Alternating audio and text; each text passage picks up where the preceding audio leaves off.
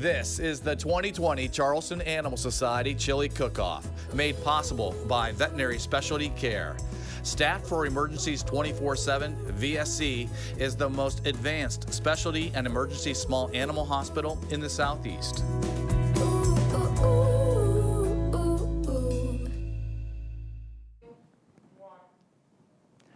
Hello and welcome to Charleston Animal Society's 20th Annual Celebrity Virtual Chili Cook-Off, presented by Veterinary Specialty Care. I'm Joe Elmore, President and CEO of Charleston Animal Society. And the reason we're here tonight is to raise funds, critical funds, to save 9,000 animals that we shelter each year. And without you, it just won't happen. Our goal tonight is $325,000, and the teams and sponsors have given us a great head start. Let's check the totals now.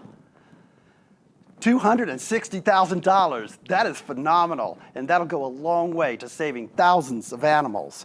And you know what? A surprise gift from the Rachel Ray Foundation gave us another head start, a $20,000 lead gift by this wonderful organization that supports our spay-neuter efforts throughout the community. Now, there are two ways to provide a life-saving gift tonight. One is to call our phone bank, which is operated by our board members. That number is 843-329-1555, or to go online at charlestonanimalsociety.org.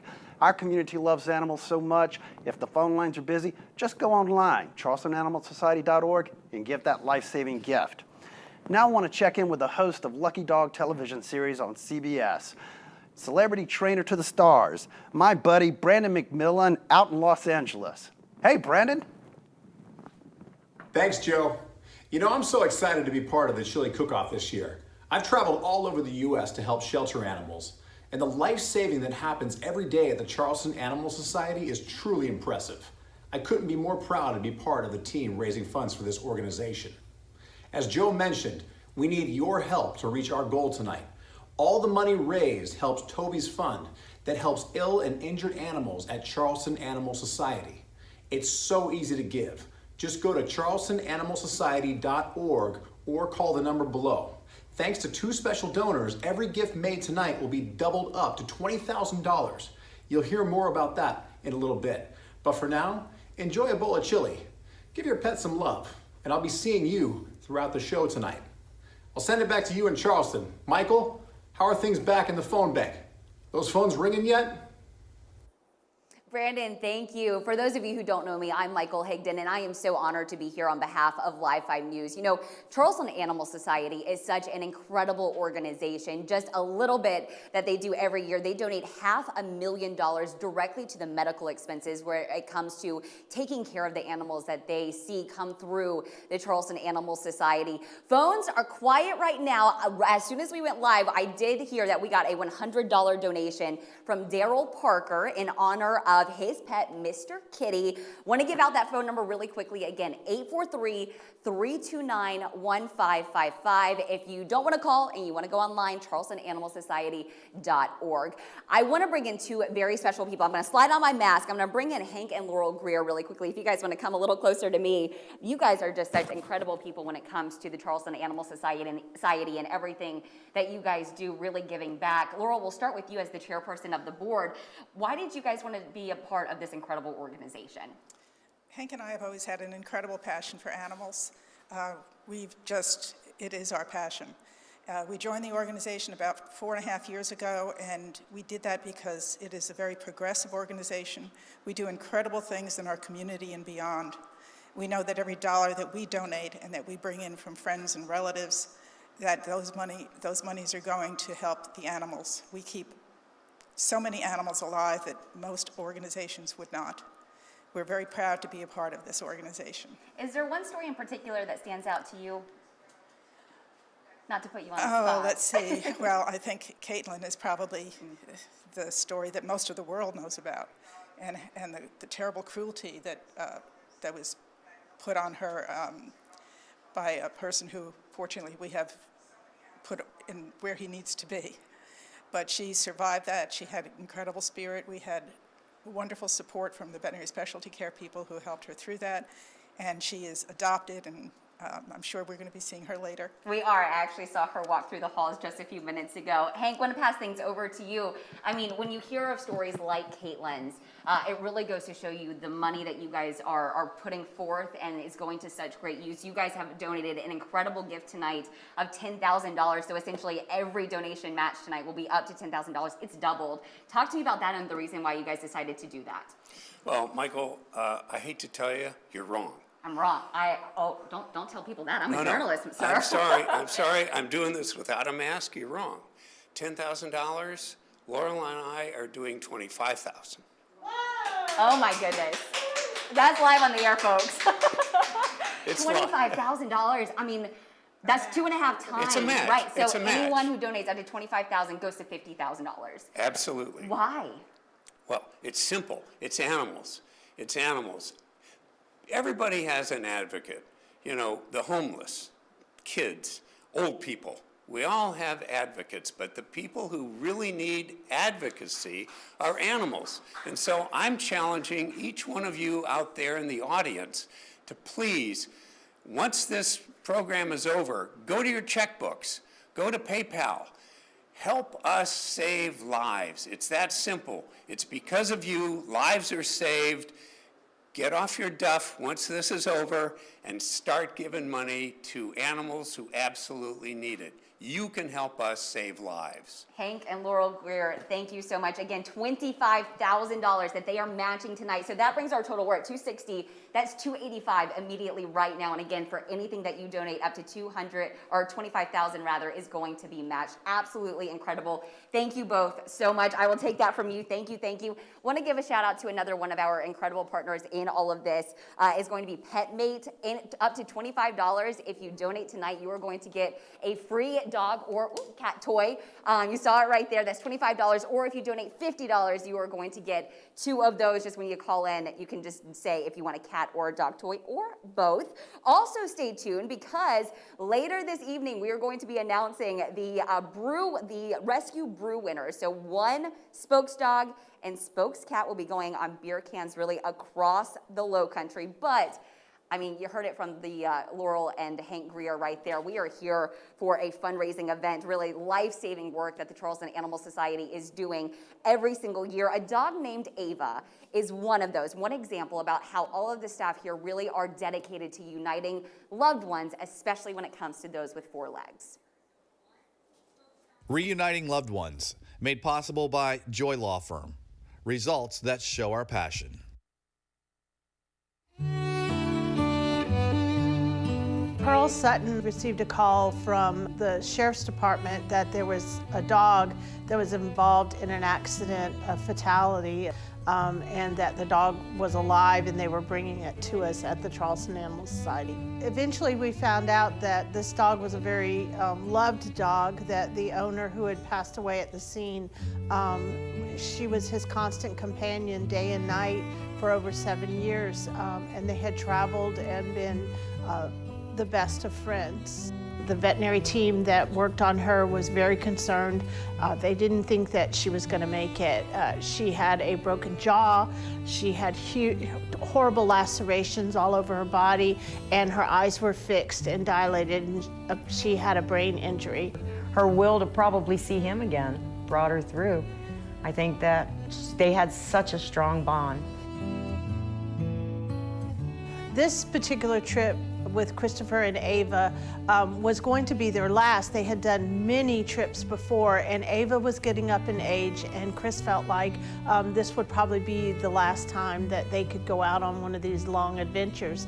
And they were traveling from Saranac Lake, New York, to down in the Keys of Florida. And it was a big adventure, and they were almost halfway there when tragedy struck and Chris was killed. From the moment that I spoke to Ava's grandmother, which was about 1 a.m. the night that her dad, Chris, had died, the moment I spoke to her, she expressed that she was coming to get her baby. That was her grandbaby, and she was coming to get her. Ava! Ava girl! Ava! Ava! It's Granny!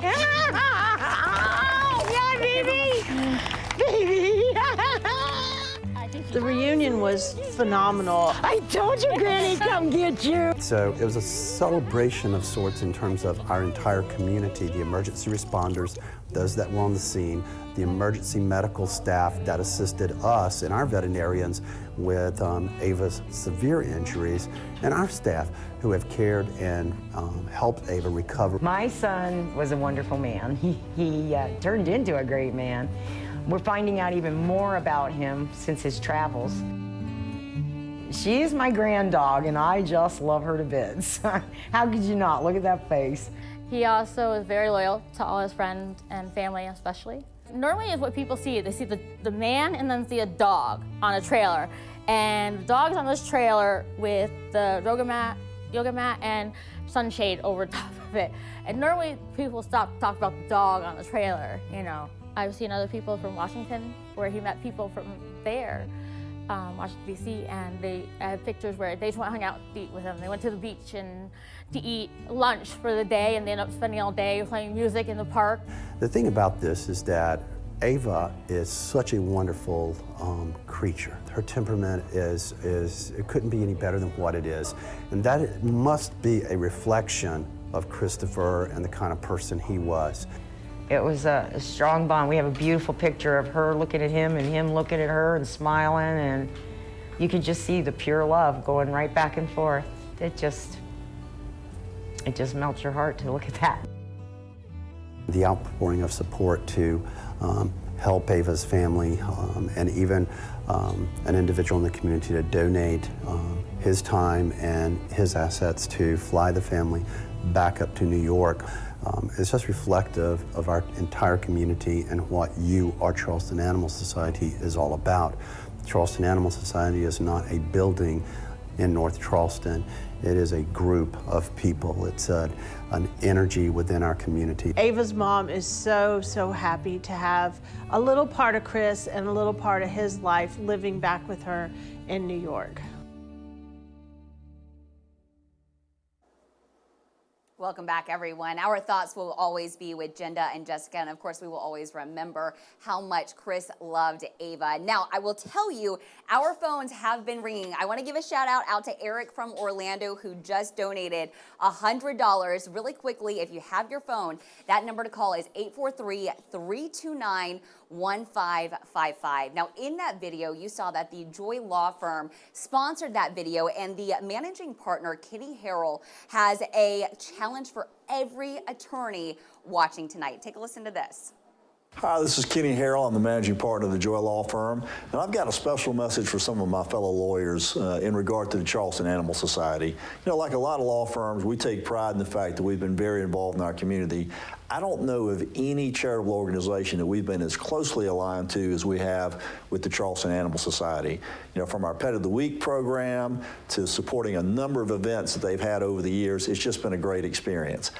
There's something about lawyers and their dogs and cats. Maybe we get kicked around all week and it's just nice to get home and have somebody that's going to love us unconditionally. But there's a real love there that I find throughout the legal community. And so what I'd like to do in this very tough year, I mean, this is a tough year for fundraising for every charitable organization, and certainly that's true for the Charleston Animal Society as well. But the important work continues, and so I want to make a challenge. We'd like to see 10 other local law firms step up with $1,000 gifts for their virtual chili cook-off program this year. And that's a little bit different. It's not ideal. It's the best we can do in 2020. But please, I'm asking fellow lawyers, if you can step up to the plate, now's the time to do it. I know you love your dogs. I know you love your cats. Show that love by helping this very worthy organization. Thank you.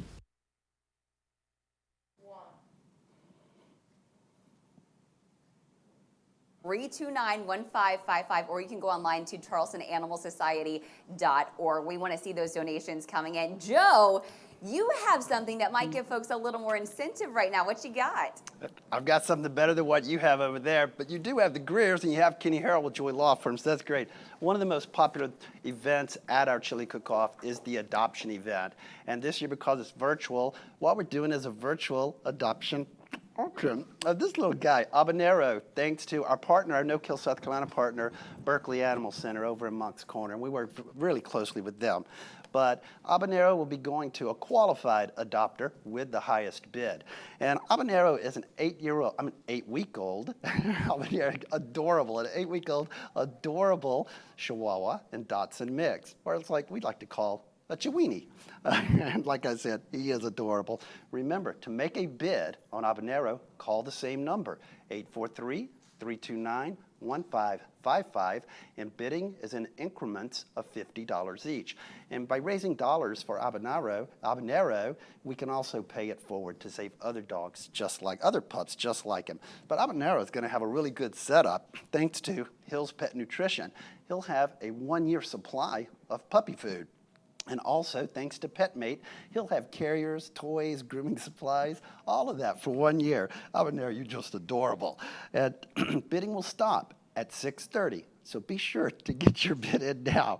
Remember to call 843-329-1555, and you will have a puppy that is already trained to give kisses, really good kisses.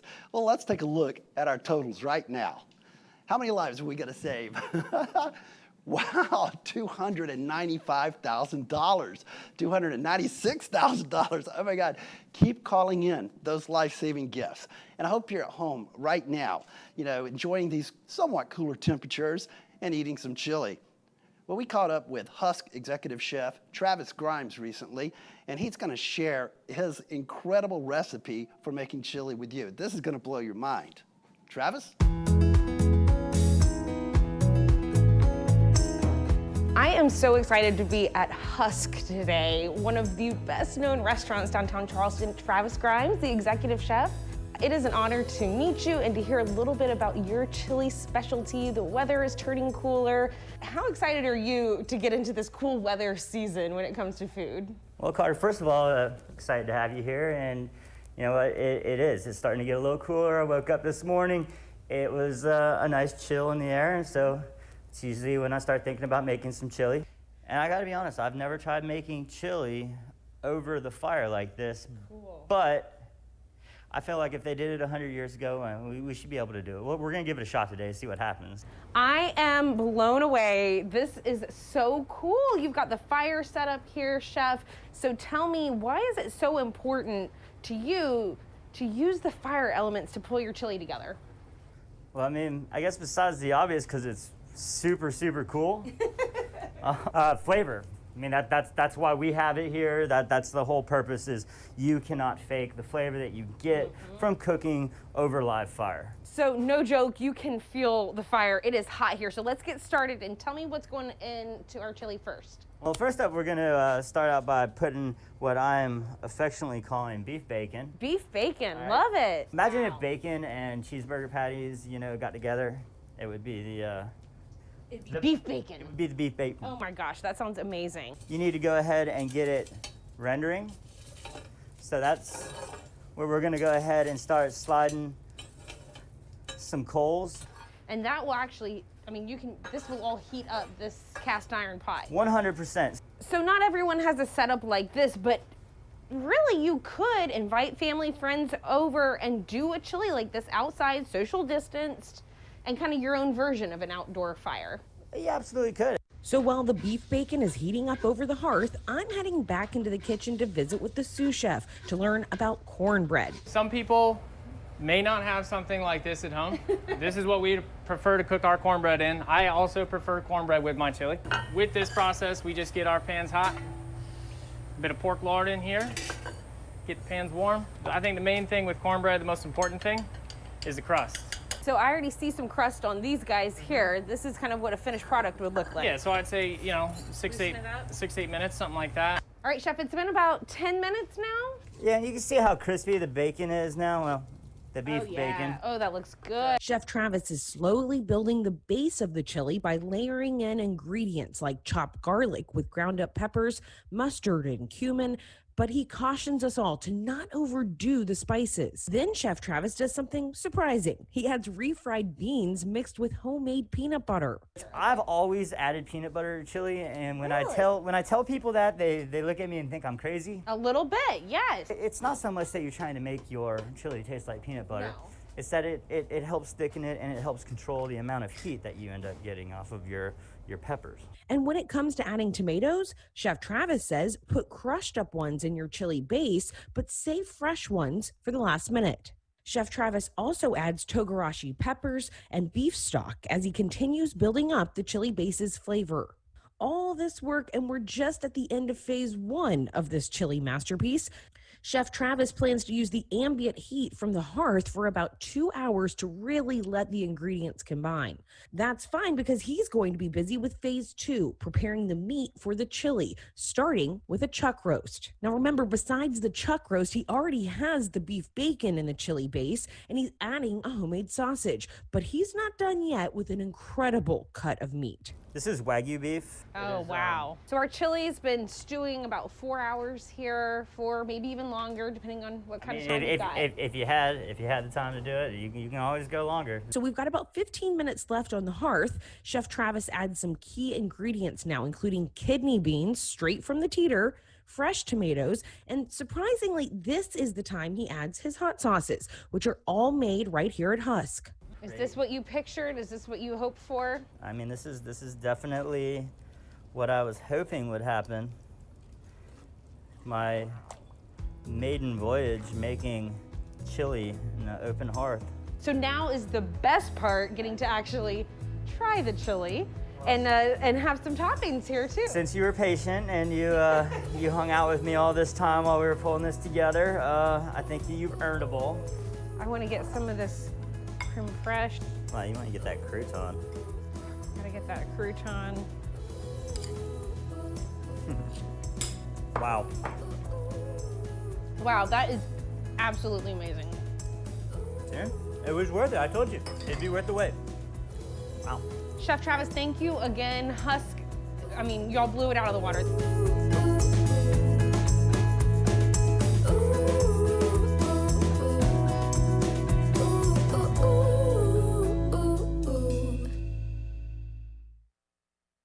Adopting a Shelter Dog with Brandon McMillan. Made possible by Hills Pet Nutrition. Hills nurtures relationships through nourishing food.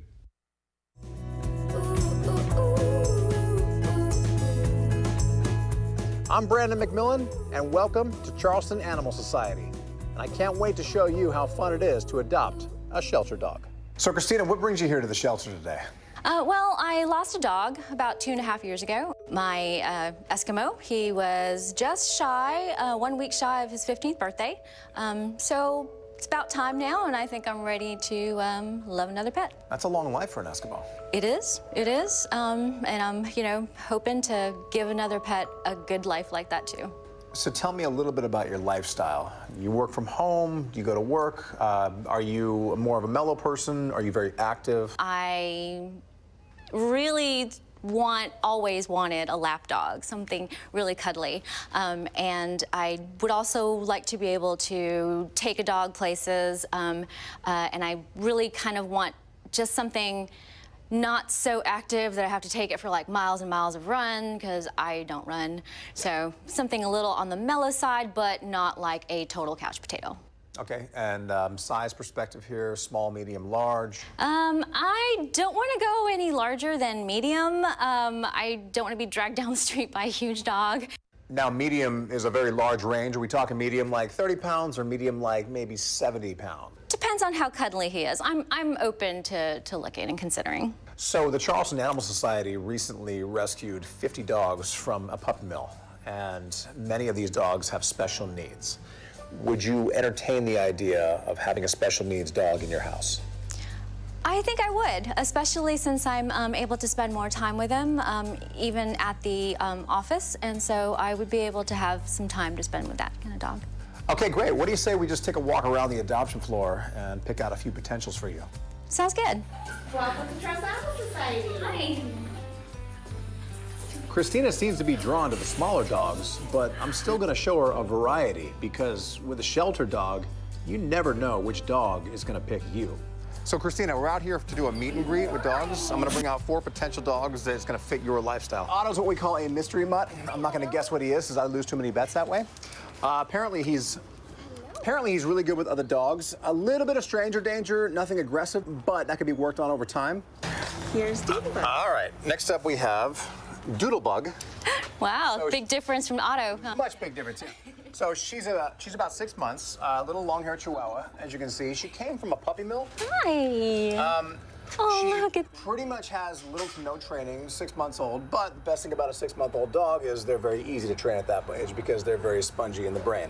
This is Yogi. Now, I know you said that you were looking for maybe a small to medium-sized dog. He's a little bigger than what you're looking for, but the reason I brought him out to you is because he is a shelter favorite. Everyone loves him. He's great with other dogs, great with kids, great with all people. He has really no flaws. If you notice, these what abrasions on the happened? back, well, they don't know. They found him that way as a stray, and the vet took a look at him, and they said it could have been any number of things. They said he might have been under a car and he got burned, or it is just very intense hot spots. They don't know. All I know is he's getting better. He would be a great big dog, wouldn't he? Huh, that's something to think about. Hi, Chip. Okay, so this is Chip. And as you can see, he is a very mellow Chihuahua. Now, a couple things to point out about him. Number 1, he's adorable. Number 2, he seems to be good with all dogs. He seems to be good with adults, but there's one thing about him I want to point out, and this is very responsible for me to tell you this. He can be a little unpredictable with children. So having said that, the question is, would you be up for the challenge to take a dog like Chip? Because most people, when they hear about a dog with issues with children, first thing they say to me is no. Well, I mean, that is a good thing to say if you have children in the house, and I don't. So I think I could work with them. So my interview with Christina went very well, and now I'm going to go talk to Dr. Lucy Fuller from the Charleston Animal Society to get more information on these special needs dogs from the puppy mill rescue. So Dr. Fuller, tell me about these 50 dogs that were rescued from a puppy mill. The dogs were mostly long-haired Chihuahuas like he is, so they're small breed dogs. There were a couple that were some different mixes, but they were all different ages. Many of them were pregnant, and they just came with a lot of health problems. So I think I have a potential adopter for this little guy. After everything you just said, I'm just wondering, what are the potential health issues or behavior issues I have to look at with this guy? Sure. So as I mentioned, for him, dental disease is a big one. That's going to be a lifelong management issue. And then also his behavioral concerns. You know, separation anxiety might be a problem for him. Really depends on the living situation. I think I've decided on Chip. I was kind of concerned about his medical care, but thanks to Toby's fund here at Charleston Animal Society, he has already had his dentals done, and so I only have to maintain that, which is a huge financial relief, and I'll be able to give him a fresh start in his new home. Well, it's official. He's all yours. I am so grateful to Charleston Animal Society for giving Chip and I a chance to be together, and I really just hope that I can make him as happy as he will make me.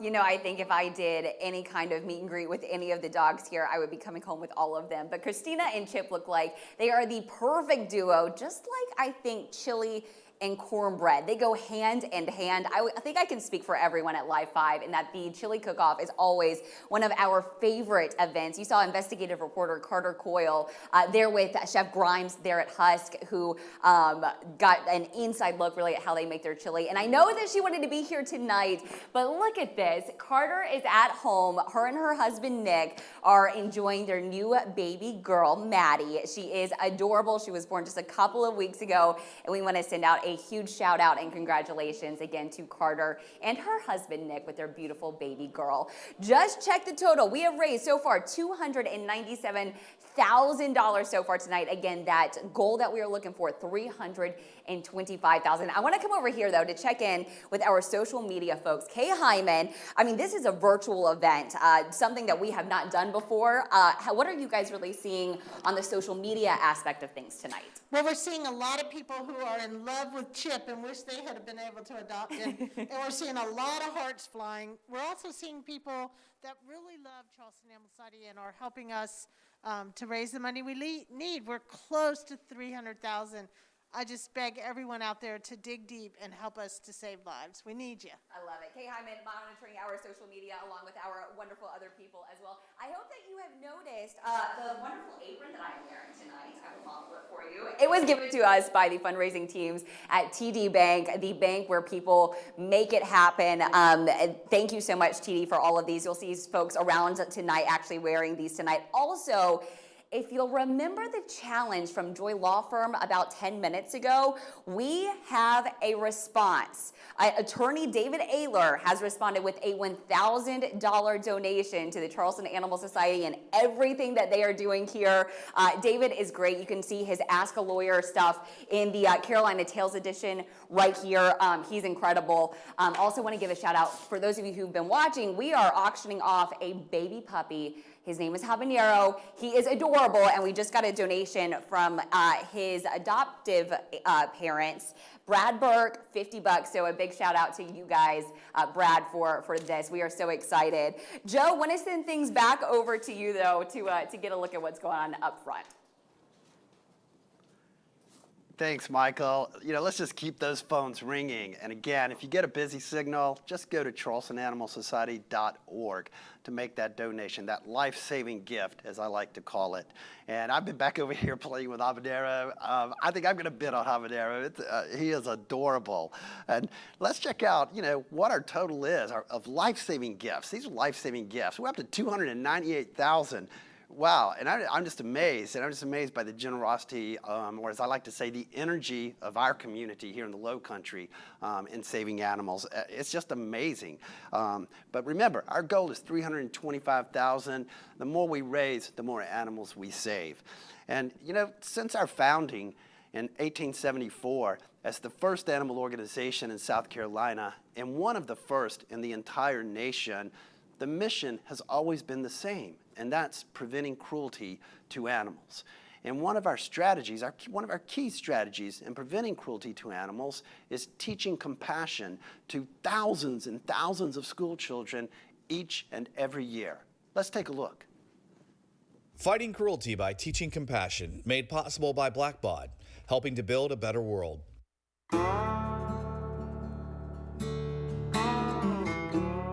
Charleston County Sheriff's Office called us and let us know they were bringing in this body of this animal that was burned. Actually later we found out had been burned, beaten, stabbed. Every horrible thing you can think of had happened to this animal. And then to make it worse, it was kids who had done it.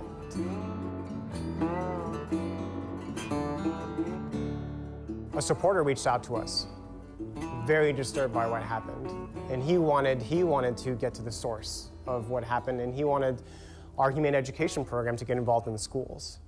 He realized that if we really want to stop this from happening, we really have to get to these kids, now and quickly. We started off with this terrible situation that happened, and now we have kids that are learning about animals, asking questions about animals. They are fundraising for the animals. They're coming to the shelter to help the animals. So it's just been an amazing transformation. You will find us in 13 schools, more than 60 classrooms. We hold summer camps. We have virtual opportunities for children that wind up with us teaching more than 22,000 humane education lessons every year. Well, when we teach compassion with children, I think the ultimate goal is to start with compassion in action, right? And teaching them how to make those movements and those actions that really translate in real life.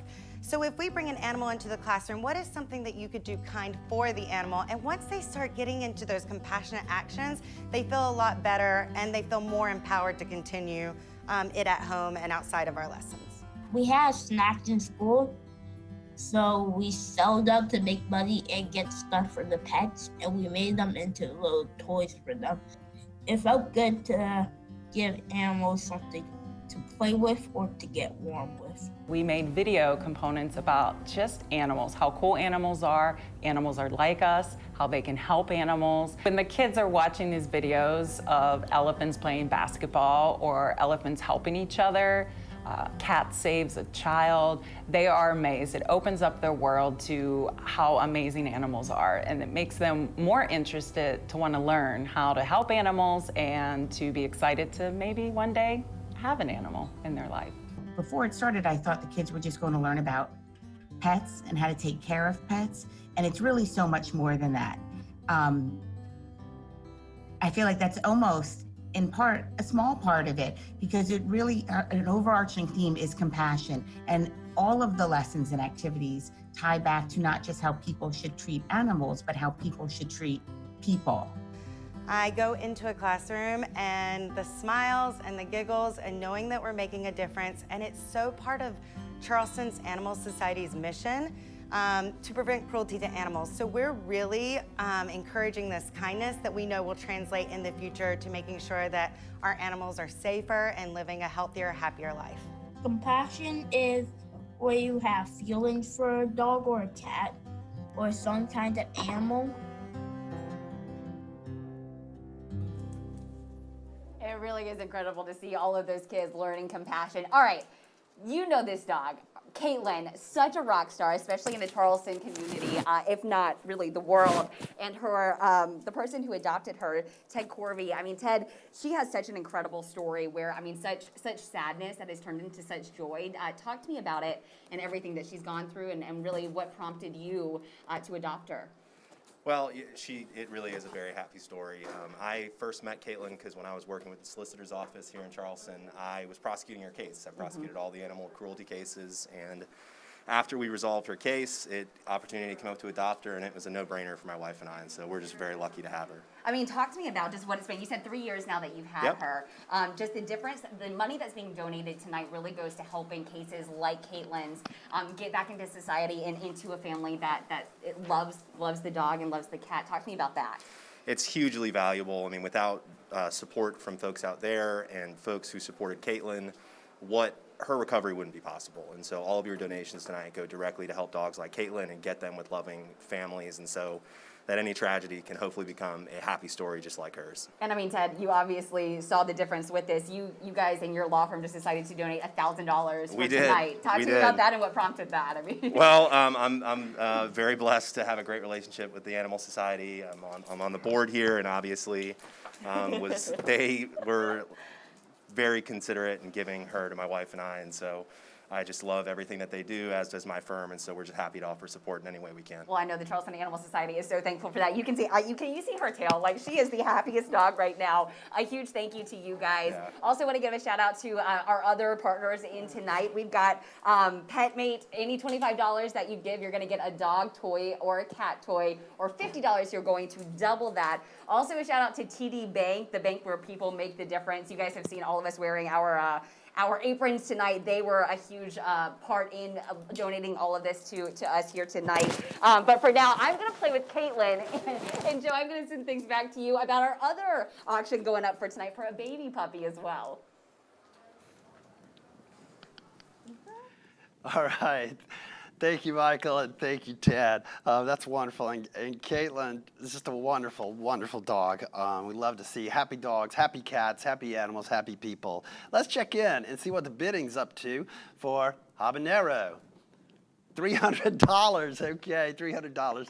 That is, the average cost to save a life at Charleston Animal Society is about $395. So, when we raise money on things like this, it saves lives. And also, Habanero, just for your information, got his vaccinations this week, and he was quite the little trooper. But besides vaccinations, Habanero, all of the animals come spayed or neutered, behavior assessments, all kinds of assessments and medical checks, and they're just ready to be loved and to give their love to you.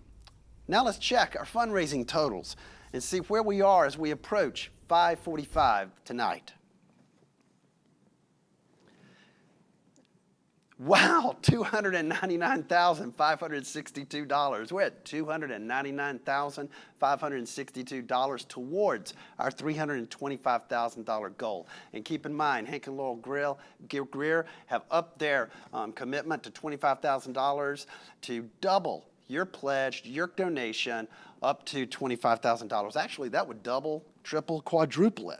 Well, thanks to everyone who's giving, and call us at 843-329-1555 to give that life-saving gift. If the phones are busy, just go online at charlestonanimalsociety.org to give that life-saving gift. And again, to bid on habanero, 843-329-1555. I think the current bid is $300.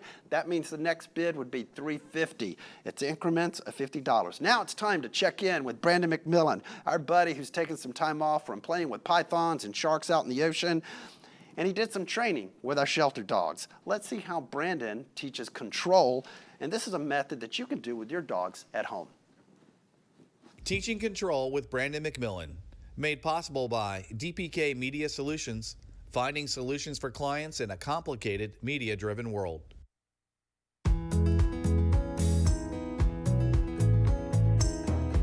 Before you ever think about training your dog, you need to get them under control.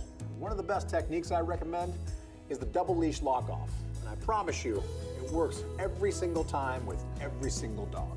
Brandon's going to be teaching us a technique today that you can use at home and that we can use here at the shelter to help us save lives. The double leash lock off, in theory, it's a prerequisite to the obedience training. Once you have them controlled, now you can unhook the double leash and you can train them more efficiently, or you can keep the double leash on and teach other things. You can teach a good sit, a down, a no, a stay. And again, your whole goal with the double leash lock off is to eventually get away from the double leash. But this right here trains them more efficiently. Once they're stable and once they're not fighting this, I can simply unhook the back one, and now I can train the dog to do whatever I want because muscle memory has already kicked in and the animal understands the less that I do, the more I get paid. So this little contraption I have set up right here is what I like to call the double leash lock off. As you can see, this leash is attached to her harness, and it's anchored off to the wall. This leash is attached to her martingale collar. It's in my hand.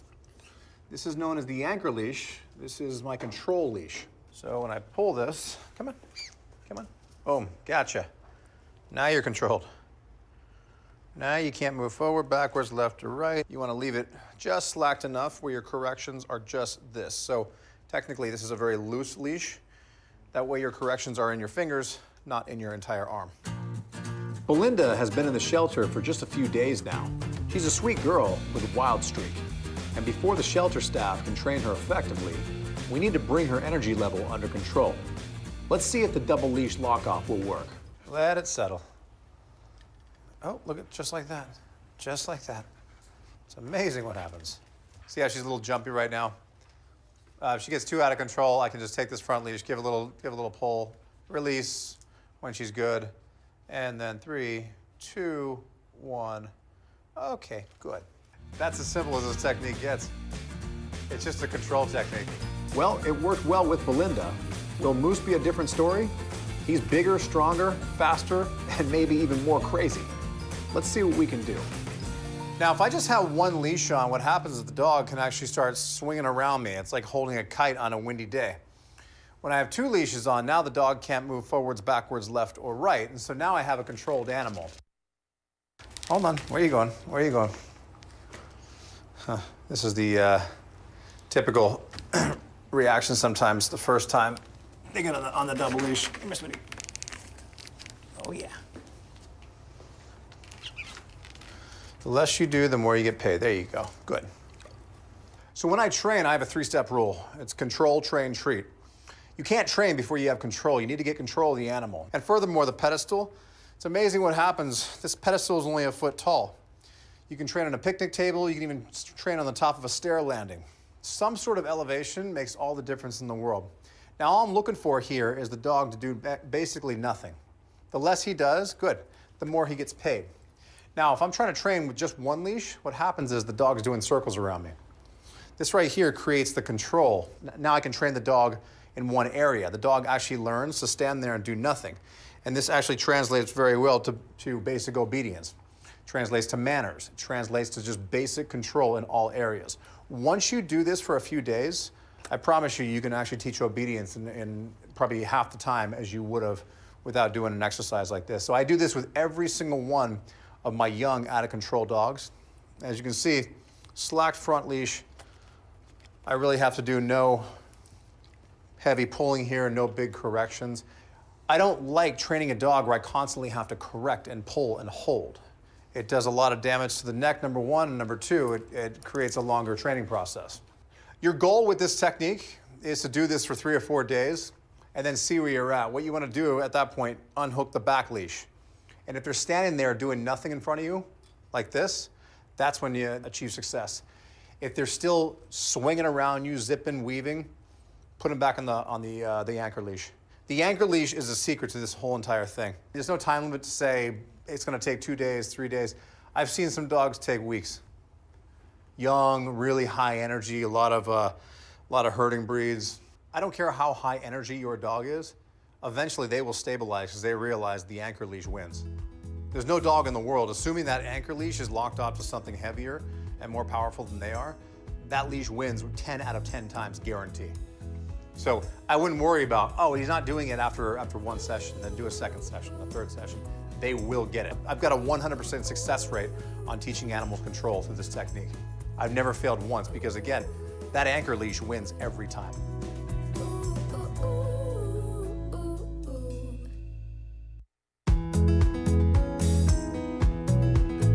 This is In the Kitchen with Chef Bob Wagner. We're in my kitchen. We're having a competition. Who do we have here? We've got the three amigos, and then we've oh my gosh, they're already excited. And then we've got the holy jalapenos that are on this side over here. I will decide who's gonna be the winner, who's gonna lose. We will see at the end. Shrimp, we're doing shrimp, our local shrimp. Have you guys ever, I've been doing it for probably 15 years, been judging your chili cook-off. I don't think everybody's done a shrimp. Has anybody ever done a shrimp one? I figured, what the heck, let's change it up. Shrimp chili. We're gonna do a shrimp chili for our first course. Here's the ingredients we're putting in our chili today. We've got some fun little tomatoes, some white beans that I poached off, just nice and tender, and then just let them sit and let them chill so they're kind of ready to go. A little bit of paprika, some fresh, or some powdered cumin also, some green beans that I blanched in really salty water, then into ice water really quick. A little shallot. We're going to sprinkle some of these little lime wedges on top of that. Some cilantro is going to go into this at the end, and then some shrimp stock that took me a little while to do that I didn't want to stand around and watch you guys do. Yeah. So everybody's got the same ingredients. I'm going to explain how everything goes down. I'm not going to let you fail, and then we're going to take a look and see how chilies look and chilies taste. We're going to start off. With our knives. You're going to grab your knife like this. To me, the tip of the knife is always on the board, rather than chopping like this. You get a lot of this going on. So if the tip of the knife's on the board, use the butt end of the knife where most of the power is. This rocking motion is what I try and teach people. So we're just going to do little tiny slivers like this. Anybody the least bit worried about nicking, cutting, or chopping off their finger, we have our Michael Jackson. We're not cutting off our finger gloves if anybody wants one. This competition is fierce, and they've got a decidedly advantage by dressing up as nuns. They're not really nuns, but you should see the dollars they're putting in that chef's pocket. Where's the fairness? We are confident that we are going to win this competition because we have the angels on our side and we have a strategy. All right, here's what we're going to do. One of you, we're going to pull the pan away, tilt it up like that. You're going to put it where there's no oil. It doesn't matter, because when you put it back down, that oil will find itself underneath the shrimp. All right, shrimp away. Get them in there. Amigos and jalapenos, get them in the pan. Once they're in there, don't shake them, don't poke them, don't play with them. Just let them be, let them do their thing. That sear is really, really, really, really important. As much as you want to shake them, just let them go. You can kind of tilt them a little bit just to get some of that oil moving around. Make sure they're laying flat. That's really important. How the amigos doing? Yeah. Good job. You guys got this. All right, beans. Toss your green beans in there now. Shake them, toss them, play with them. Now you get to play with your food. Tomatoes, get your tomatoes in there now. Toss your tomatoes in there. I knew that. Beautiful. Any little sear, any little blister you can get on those tomatoes is going to be yummy also. And look at this team over here. They got it going. It's looking pretty sexy. All right, beans and cilantro or parsley. Your beans, cilantro, and parsley is going in the pan. I've got shrimp stock with the shrimp bones, all the heads, the bodies, all of that part has gone in here with white wine and tomatoes and leeks and shallots. That's made this really yummy broth. Bring your saute pan over, and we're gonna add some juice in here. This stock is going. Put it right on top. Oh, there you go. You're good. That is going to go right on top. Oh, yeah. That back on the burner, crank it up, stupid hot. That is going to reduce down. So you can see, and look at that chili reducing down. So that's concentrating all those wonderful shrimp flavors. This is going to reduce down, concentrate. It's cooking the rest of those beans. That's looking really yummy too. Fun flavors. Look at that. That's looking perfect. Oh my gosh, Amigos got it. You guys, you know what I'm going to say? You guys are really. We won, didn't we? You guys have really got it going there. That's not so bad. That's. We won. We just said. $15. What the hell? Good golly. The shrimp in the chili. Toss all your shrimp in there. They're just a little rare on the inside, and this last little heat is going to finish cooking our shrimp. All right, guys, here's what we're going to do. Each team, you have to pick out one of your dishes as a representative of your team. You guys pick one dish and put it right here, put it right here. We'll put it side by side. Three Amigos. Holy jalapenos. Holy jalapenos. We're going to let you know at the end who wins the competition. This was my three-legged rescue from 7 years ago. Actually, my daughter's. And the girls named her Eileen as a three-legged cat, which is a kind of a fun league. Eileen. She was watching from the back. And she was in here helping me prep all day long. I said, you know what, we gotta decide. I gotta say, guys, the Holy Jalapenos won that first course there. They did it. Congratulations, guys. And just know, everybody watching, everybody sending in some money, everybody helping out, know that all the money goes towards helping these little guys and girls like that are helping out. She's liking, she wants to be part of it.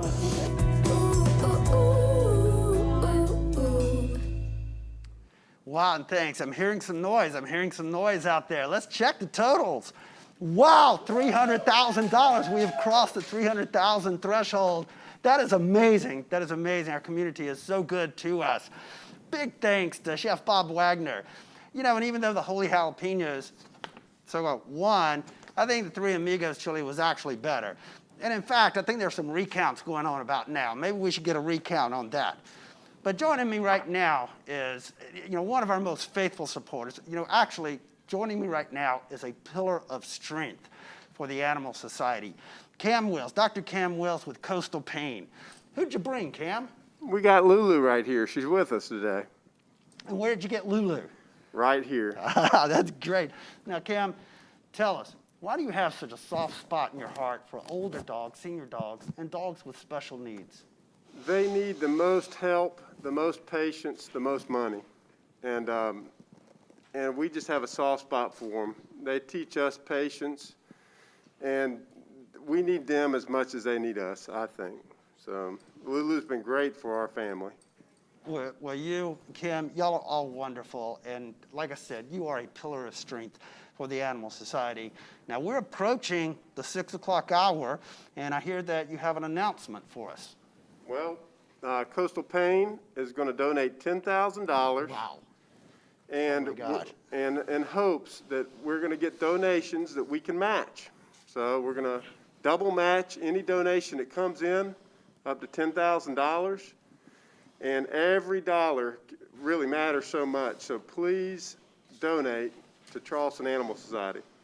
Now remember, with that challenge gift of $10,000, your gift will double. So please call 843-329-1555. Make that life-saving gift. $1, $5, $10, it matters. It doesn't matter any bit at all how small that gift is or how large that gift is. It is a life-saving gift. And remember, with every gift of $25 or more, you get to choose a dog or cat toy from our partners at PetMate. Now, Cam, let's see what your gift has done to our grand total. We've already gone up to $301,000. All right, thank you. Thank you. Our community is wonderful. So remember, Cam is doubling those gifts up to $10,000. Now, all of the money that is being provided tonight goes to Toby's Medical Fund to fund the medical care of the abused, ill, injured, abandoned, and homeless animals that come into our care. Let's take a look at some of those. Saving lives of ill and injured animals, made possible by our veterinary supply partners Seva, Covetris, IDEX, Merck, Pet Health Inc., and Verbac.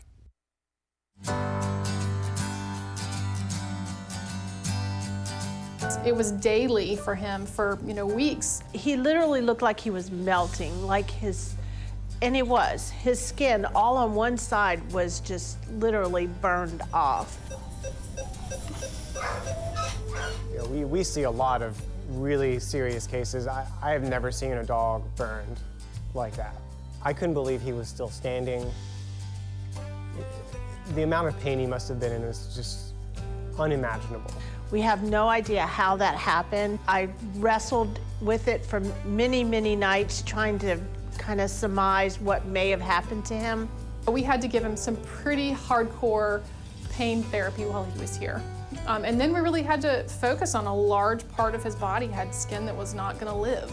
But what's amazing is that he was such a calm and generous dog. Even when he was painful, you know, we never worried about him. He never showed aggression, which is amazing. We had a line of our team members waiting to see as he left. And he literally went from each person. As soon as he saw those gray scrubs, he knew who they were. He didn't connect any kind of negativity, any kind of pain or suffering. He only connected love. His owner, his adoptive owner, was so happy. It's just a really wonderful moment because, you know, I don't always get to see that moment.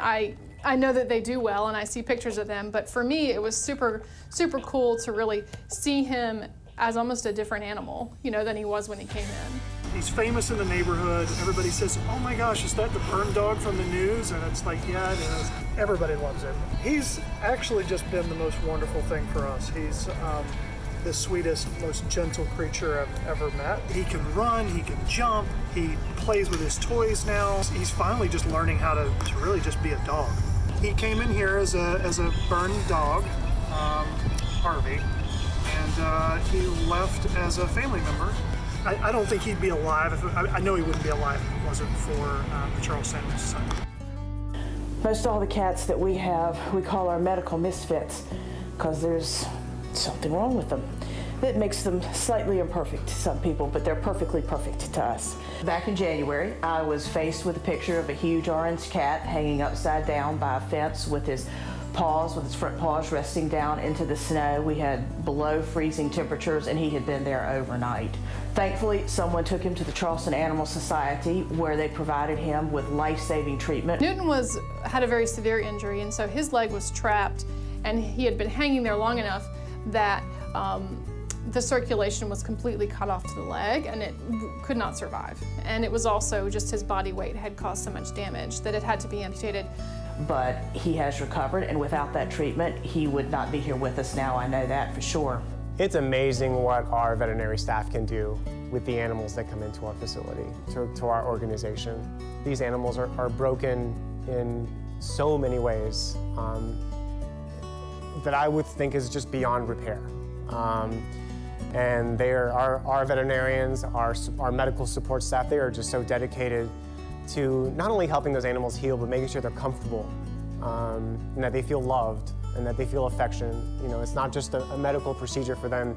They really do care about these animals and want them to no longer have pain. He's so resilient. I mean, when you think about how cold it was that January, below freezing, in the snow, with water thrown on him because somebody thought that would keep him warm, and he survived that night and went on to live in the lap of luxury now. The work that I do and that we do here, the veterinary team, is very rewarding. I talk about it all the time. I feel like I'm super lucky to work where I work and to be able to, you know, have an animal come in and I just get to decide this is what's best for this animal. I'm going to be able to help it. I'm going to be able to make it better, put it up for adoption. It's why I'm here. We have a community that wants to help the animals, that wants to help them heal, that donates and supports us so that we can help these animals heal. Now, if you are at home watching, I hope that you are just as moved and really just understand the impact that the Charleston Animal Society has really on the furry-legged friends that we have in our area. I mean, it's just incredible, and we really can't make it happen without your help. You're taking a look at our incredible phone screeners. Want to give you that number again, 843-329-1555. I'm here with Miss Louise, who's been answering phones all night. And Miss Louise, I mean, if you just want to talk about the folks that you've talked to tonight and a reason they're calling you to give to the Charleston Animal Society. The people, when I answer the phone, I say thank you for calling. They'll say immediately thank you for all you do.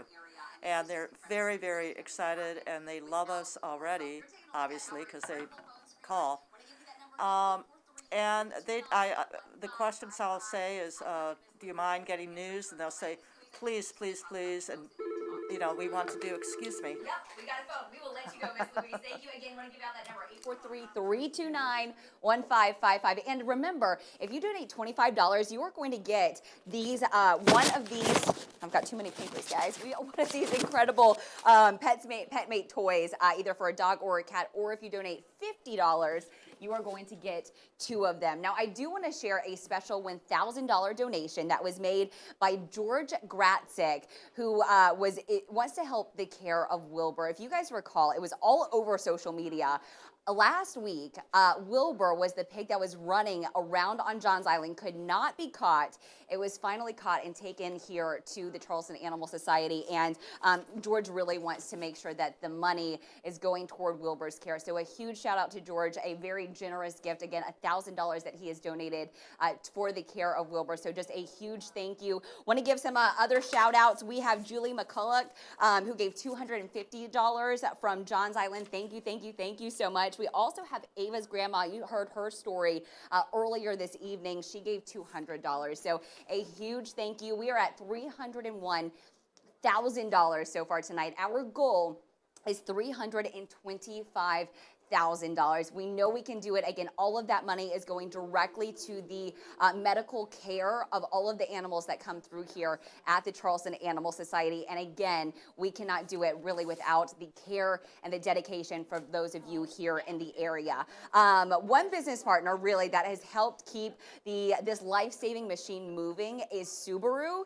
and Crew Subaru of Charleston. And we want to hear about how they are keeping the Charleston Animal Society on the road for rescues. On the Road for Rescue, made possible by Subaru USA and Crew Subaru of Charleston. Share the love, now through January 4th, 2021.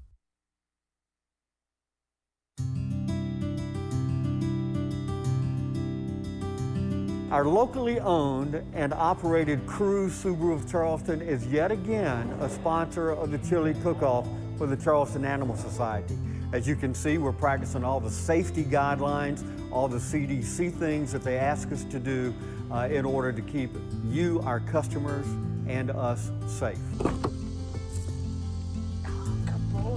Crew Subaru, from the day that they opened their doors, has been extremely supportive of the animals at Charleston Animal Society. The first car that we delivered was the first car that Kay Hyman and the Charleston Animal Society got from Subaru of America. That was the first car that we were allowed to deliver when we got the franchise. This has been an 11-year partnership that we have no intention of changing.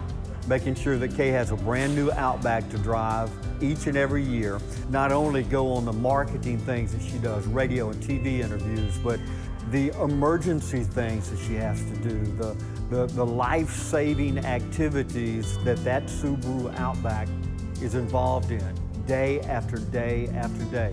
Matter of fact, a recent story with Chris and Ava. When I got there, our team had already stabilized Ava, and I opened the Outback hatch, and we put a bunch of blankets down, and we immediately put Ava into the car with her IV fluids.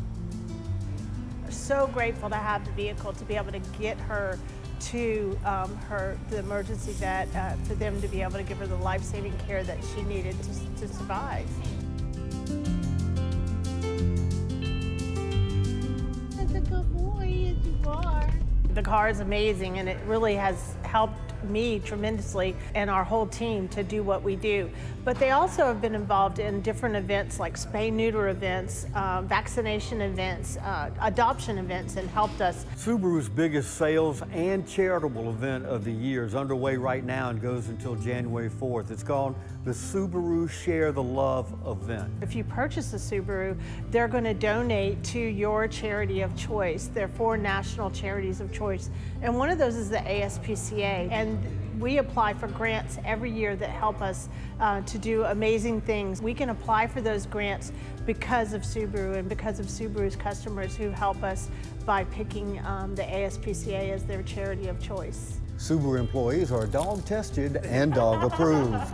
Once they get in the car and we go for that 15-20 minute trip to a TV or radio spot, a lot of times they go to sleep. And it's pretty cool. I've recorded them many times literally snoring in the back seat of our Subaru. There's nothing more comfortable than laying on the back seat of a Subaru Outback. Yeah, when I first came to town 30 years ago, the Charleston Animal Society caught my eye very quickly, supporting everything that Kay and you and Joe and all the team does, because it's worthwhile. It's meaningful, you know, and to support an organization that does good work. Yeah, I can put my head on my pillow at night with a smile on my face and sleep pretty well, you know, because of the things I get to do on behalf of Cruz Subaru, Cruz Chevrolet, Robert Cruz, our local owner and operator, and all of the team here at Cruz.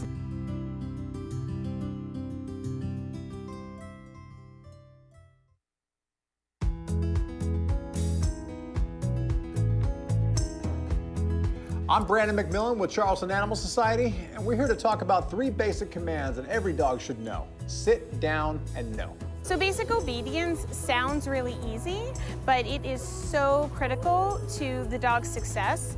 So having Brandon here to show us how to apply those foundational principles is really going to help the staff here. It's going to help us save so many animal lives because a well-behaved dog stays in a home.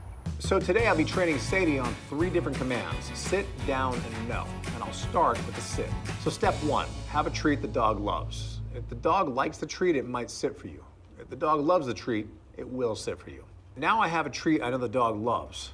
Step 2, I'm gonna take the treat and hold it just above her head. I'm gonna hold it just out of sight of her view. And if I hold it right here, she's gonna be looking at it. But if I hold it above her head, she can't see it unless she sits, and then I'm gonna stop her from jumping like that. I see a bad habit here. What is she doing? She's almost sitting, but then she starts jumping for the treat.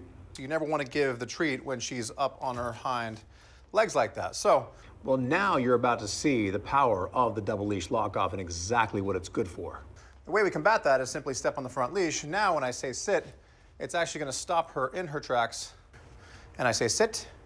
Hold it above her head, perfect. Hold it for a couple seconds, good, that's a sit, perfect, perfect, perfect. Good, that's a sit, beautiful. Again, you wanna hold it out of the line of sight, so if I hold it here, she can see it. Hold it here, she cannot see it until she actually sits down, and that's when we pay her. But again, she has a little bit of a jumping habit. Now I'm not gonna step on the leash anymore because I think she's been conditioned. Full slack on the front leash, and I'm gonna say sit. Good, I'm gonna wait her out, see if she jumps. Good, that's a sit, beautiful, nice. Now all I have to do is say the word sit and hold the treat above her head, and she sits for me every single time. Sit is now complete. She now has a sit command. And I'm going to say sit. Now, I'm gonna hold her on a sit. Good, sit, perfect, good, good, nice, that's a sit. Now what's gonna happen here, I'm gonna keep her on a sit. Good, that's a sit, perfect, good, good, nice. So, teaching her to sit is one thing. Holding her on the sit is a whole nother ball game because you want to teach them to stay in that position. That's a sit. Perfect. That's a sit. Beautiful. Good. Sit. Nice. Lovely. And one more time just to keep her in the sit position. Good. Sit. That's a beautiful sit. Nice. Perfect. Lovely. No jumping. Beautiful. Beautiful. Good. Sit. Nice. And we reset. Sit command is a good transition command to a down, a no, a stay, several things that basically makes the training easier when you get to those other commands. Now she has that sit command down. Let's transition to the down.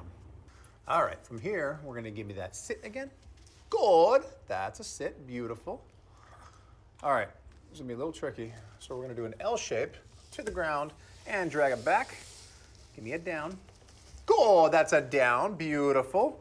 Once a dog has a sit command, the down command is a breeze. All you're going to do is take a treat and hold it right up to their snout. Don't give it to them. And you're going to do an L shape with your hand. You're going to drop the treat to the ground and slide it back, completing that L. And as you're doing that, you're saying the word down. Good, that's a down, beautiful. A lot of dogs will do this kind of like yoga pose and kind of sit there hovering over the treat, not dropping their elbows. Wait them out. Just wait them out. It's very common, very normal, and very expected. Most dogs, after a couple minutes, they realize the second they put their elbows down, that's it, they get the treat. Timing is everything. Make sure the second their elbows go down, give them the treat right away. So now she has a sit command and she has a down command. Let's transition once again to a no command. Put the treat right in view and just say nope and put my hand over it. Nope, nope, nope, nope, no. And I'm just gonna keep saying nope, no. And all I'm looking for her to do is back her head off a little bit. So for the first minute or so, they always nudge it like this. Oh, is that backing off? No, nope. Nope. Now, most dogs learn the technique this way, but Sadie, she's cut from a different cloth, a little more stubborn than what I'm used to. So here's what we're gonna do. We're going to put a treat just out of reach. She can actually probably get her snout to here, plus her tongue will come to here, so I'm gonna put the treats right here. Nope. No. Now, all I'm gonna do here is wait her out. And what that means is simply just wait her out, no tension on the leash. She's actually doing pretty good right now, but if I see her resisting like she's doing now, I'm just gonna say nope. And I'm going to let her relax. This is always the most difficult part. Wait, where'd you go? Where'd you go? Give me a down. Good, that's a down. Hold on, hold on. Give me a sit. Give me a sit. And we lie down. Good. I'll pay you for that. But then we're gonna say nope. No, no. I can tell you right now from doing this with thousands of dogs, I've never seen one fight for more than a few minutes. They keep going for it, they keep going for it, and eventually they just give up. Giving up is all I want to see, because the second they give up, guess what they get? They get the treat. I'm just gonna look for a few seconds of her doing nothing, like that, perfect. There you go, there you go. Okay, okay, good, perfect. Now I make sure when I give her the treat, I don't just give it to her. I give her a release command, and the release command is okay. So once again, drop the treat out of reach of her snout, a few inches, and say no. Wait her out a few seconds. Perfect. Now she's starting to get it. She understands the less she does, the more she gets paid. And 3, 2, 1. Okay, perfect, perfect. She now has a sit, a down, and a no command.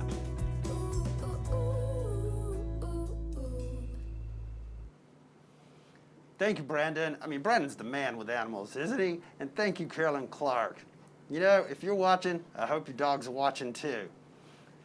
And we just heard from Rosen Haygood Law Firm, and they have responded to Joy Law Firm's legal challenge, or challenge to the law firms in the Low Country, with a $2,500 donation. So thank you, Rosen Haygood, and all of you law firms out there, come on in and support this amazing effort with your life-saving gifts, and answer the call by Kenny Harrell and Jeff and them at Joy Law Firm with their $10,000 challenge. Now I'm here in my favorite part of the Animal Society campus, and that is the Jane and Jerry Acker Kitten Intensive Care Unit, which was designed or redesigned in 2015. And I'm here with Jody Osborne, who's been with the Animal Society for 14 years, and is one of our foster coordinators. In fact, she was our first foster coordinator. And just to tell us about the amazing life-saving work that they're able to do through this Kitten Intensive Care Unit. So Jody, tell us about who you have there and the kind of work that you do here with the ICU. Thank you. So this little kitten is in foster care. So she it came in just this past Monday and needs round-the-clock care with her foster parents. So they are feeding her every 2 hours. So it's a lot of work. We have a lot of foster parents that are able to dedicate their time, but we're always needing more. So if you're home during the daytime, definitely give us a call and let us know, and we'll get you started with fostering. Now, something that is kind of unusual that people don't know is when they come across these little newborn litters, what's the best thing to do for them when they find them? Yes, so when the kittens that are at this age, the best thing to do is to leave them be, because their moms are normally just right around the corner getting something to eat. But if they're a little bit older, like these little ones over here behind me, they can actually be brought into the shelter because they are old enough to be without their mom. Gotcha. And definitely get a trap from our facility so you can trap mom and bring her in to be spayed. Great. Now, tell us a little bit about this army of foster families that I'm always so fond of. Yes, so we have an army of foster families, about 600 foster families year-round, and what they do is they care for these little guys that need foster care. Some of them only foster once during the summertime when the kids are out of school, or it could be that they do it year-round, like the foster mom for this little one right here. And go ahead. And it's a great learning experience for the kids to help with that. It's a great experience for the children because they can actually learn about humane education, compassion for animals, as well as getting to watch these little guys run around and play and grow up. Now, the fostering that we do is not limited to only kittens, right? No, it's not. We've actually had over probably about 14 species of foster animals. Those are going to be horses through cruelty investigations. We've also had reptiles. We've had some birds. We have rabbits right now in foster. We have 7 rabbits. Wow. And we've had, I think, about a pig maybe or 2. Wow. And how many animals went through our foster care system last year? So last year we actually had almost 3,000 foster animals, and those are going to be majority are kittens. Wow, 3,000 animals. And I'm just going to brag on you a little bit and our foster network and everything. When y'all built this and expanded it, other organizations across the country wanted us to share our success across not only this country, but across the world, right? Yes, so thanks to Maddie's Fund as well as ASPCA Pro, we have been able to reach out to other organizations throughout the United States as well as worldwide, like you said, Joe. We've reached out to Argentina was one of the shelters down there that we reached out to. Yeah, I remember Singapore, Spain, Yes. France, New Zealand, Australia. Yes. All of those places have called in or participated in these webinars to learn the success, the life-saving success that we've been able to engage here at Charleston Animal Society. And as Jody said, I mean, we're looking at around 70 species of animals, everything from hamsters to horses, that come into Charleston Animal Society. Now, obviously, due to the overpopulation of cats and dogs, those are about 95% of the animals that come in. But 70 plus species of animals we care for on a regular basis. So Jody, have you bid on Habanero yet? No, I have not. I have 2 dogs of my own. Oh, wow. You know, I am so close to bidding on Habanero because I miss Habanero and I want to go find him and everything. But let's go get an update from Michael down at the phone bank. Oh my goodness, my heartstrings are just tugging in every direction tonight. Steven, my husband, I'm so sorry if I come home with an animal tonight. Before I give you an update on Habanero, the baby puppy that we are auctioning off tonight, I will tell you, he is so, so cute. I do want to give a very special shout out for a very generous gift by Betsy Walker and Missy Hamilton. They are donating $7,000 to our cook-off benefiting the Society's Medical Fund. Again, all of the money that's raised tonight is going to all of the medical expenses that the Charleston Animal Society really invests into the animals that come through here to make sure that these animals are okay. Again, I want to give you the phone number, 843-329-1555 if you would like to call and donate, or if you would like to call and bid on Habanero. I'm here with Kay Hyman again, who's monitoring our social media. You stole Habanero from up front. Talk to me about how he is. I mean, I held him for another 5 minutes earlier, and he's so snuggly. He really is. And, you know, I'm a huge Chihuahua lover. I got 2 of the ones that were taken in from the puppy mill bust back in February. And this little guy is so adorable. If you're not bidding on him, you don't know what you're missing. He even was helping me with the social media posts. We have over 322 comments, 330 comments now, 220,000 people on our Facebook page that have been engaging in the last week, and we just really need people to get online and help us by adopting this cutie pie. And a lot of people don't realize that when you adopt an animal from the Charleston Animal Society, it's spayed or spayed or neutered, microchipped, vaccinated, everything they need to have a happy, healthy start. And that's a pretty good deal. And you guys are really dedicated to finding these pets a forever home. Absolutely, and this one in particular really needs someone that understands these cute little guys. They're gonna be tons of fun, I call them pocket pets or arm candy. This is gonna be a great dog for anyone, and I just think he's gonna make some little girl, some little boy, or some adult very, very happy. All right, and here's what you need to know. This is a puppy that was donated for our cause by the Berkeley County Animal Shelter. Again, his name is Habanero. He is going to be a qualified adopter to the highest bid tonight. So again, you can call 843-329-1555. He's an 8-week-old Chihuahua and Dachshund mix, which is a Chiweenie, and obviously as cute as can be. Absolutely incredible. He is so, so, so adorable. Habanero is going to be set up too for anyone who gets him. So a huge thank you to Hill's Pet Nutrition. Habanero is going to go home with a 1-year supply of Science Diet, and a huge thank you again to PetMate again, Habanero will be getting a welcome home gift package that includes a carrier, the toys, the grooming supplies. Bidding is gonna stop about 6:30 tonight. So again, that phone number to call is 843-329-1555. Guys, I want to hear those phones ringing. I promise you, he is so... You know what? Can I just snuggle him again? He is so mellow and so snuggly and just the cutest, cutest little puppy. He's adorable. There are no words. Hey, buddy. How you doing? All right, that phone number again, 843-329-1555. Now, while I'm snuggling with Habanero, and while you are working up a bid, we want to show you really how the Charleston Animal Society finds homes for the homeless pets in our area. Finding homes for homeless animals, made possible by Budweiser, king of beers since 1876. Joanna Lacey is a lifesaver. She was critical to our effort and the largest horse rescue operation in modern history here in Charleston County. It's folks like Joanna Lacey that is Charleston Animal Society that puts so much energy into it and puts her home and her pastures forward to be used to save so many horses. So to all of those lifesavers, we could not be Charleston Animal Society without you. Charleston Animal Society is so easy to work with when it comes to fostering.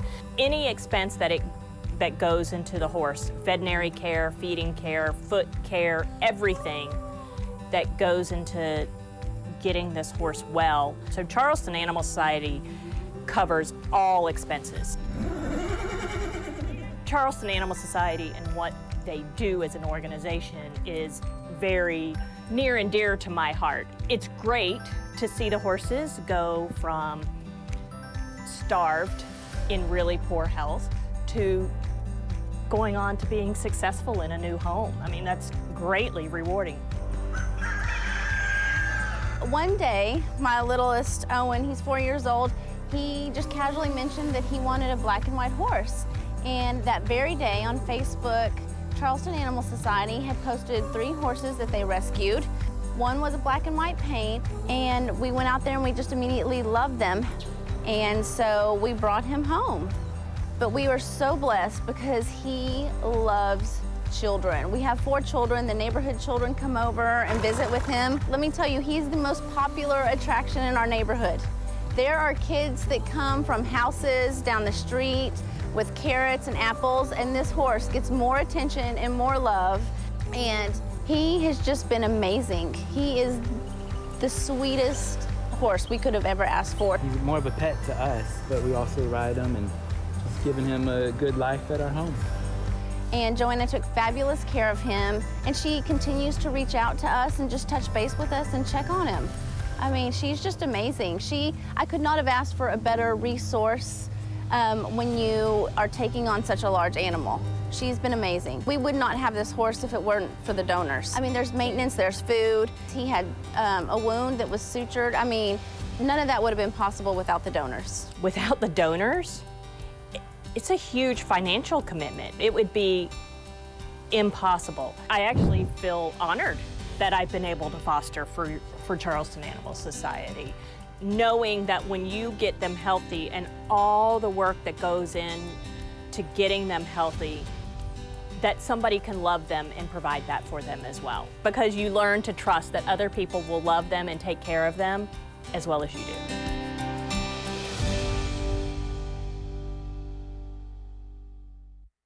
Agility training with Brandon McMillan, made possible by Tractor Supply Company and BTM Machinery.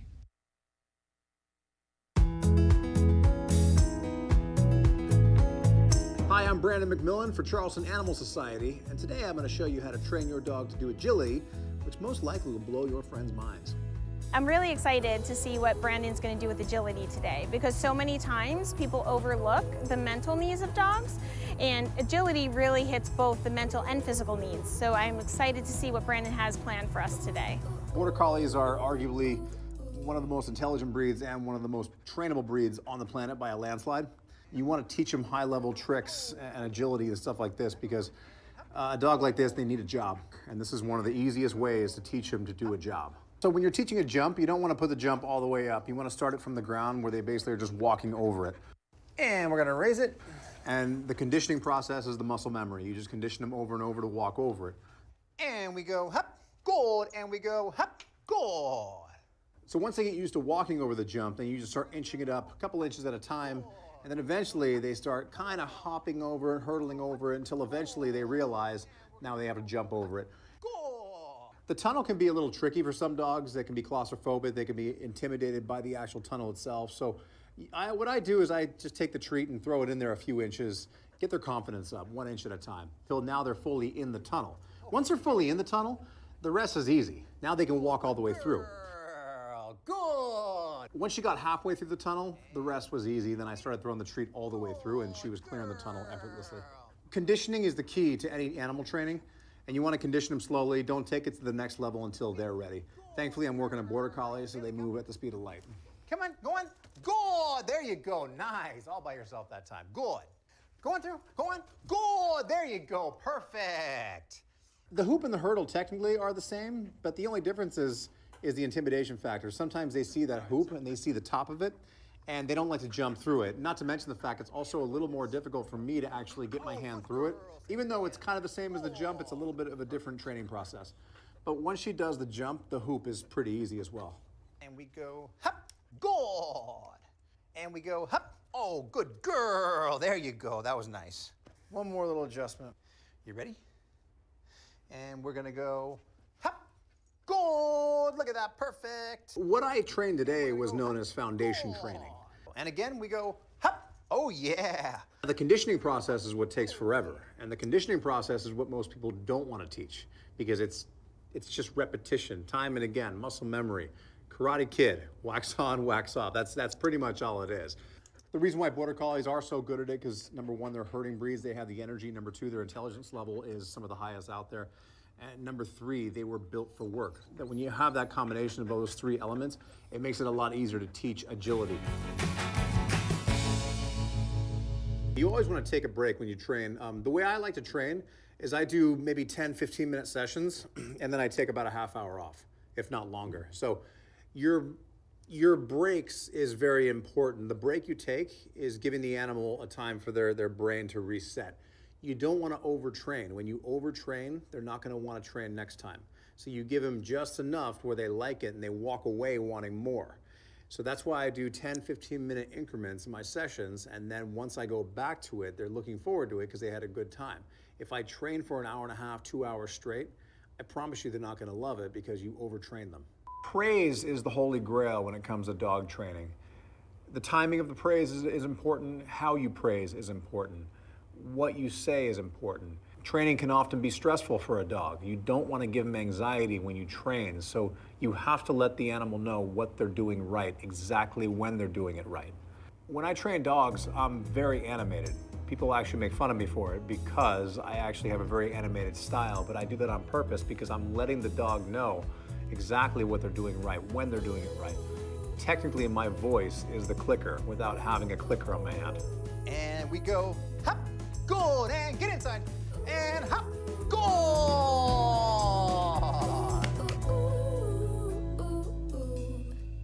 That was some amazing dog agility. Thank you, Brandon. All right, look at this guy. This is Habanero. For those of you who are just tuning in, he is the dog that is up for bid tonight from the Berkeley Animal Center. He was a transfer here to the Charleston Animal Society.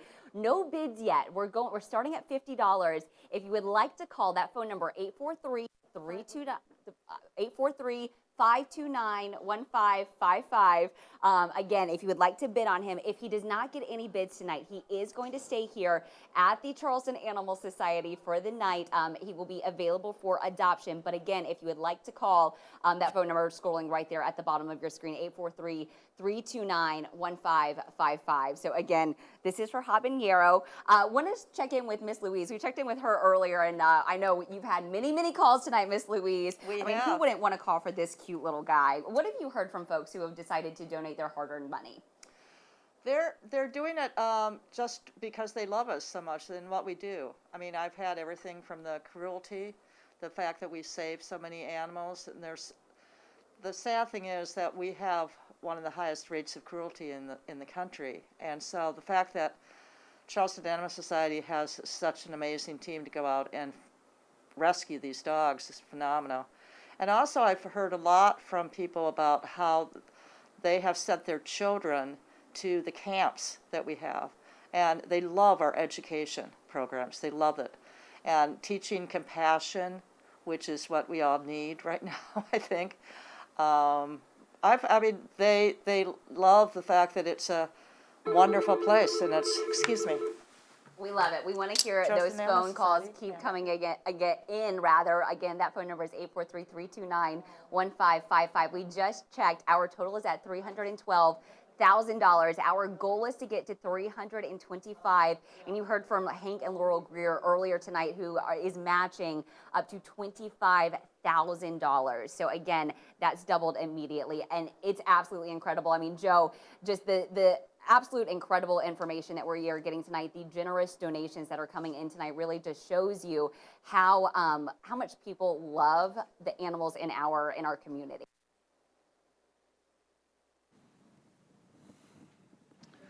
Michael, the outpouring of support is just amazing. I can't brag on our community, and our community is not only this geographical area of the Low Country, it's across our state, across our region. All of those folks from Louisiana and Alabama down to South Florida who have benefited from us rescuing those shelter animals out of harm's way during hurricane season, they remember, and we assist animal organizations, quite frankly, across the United States.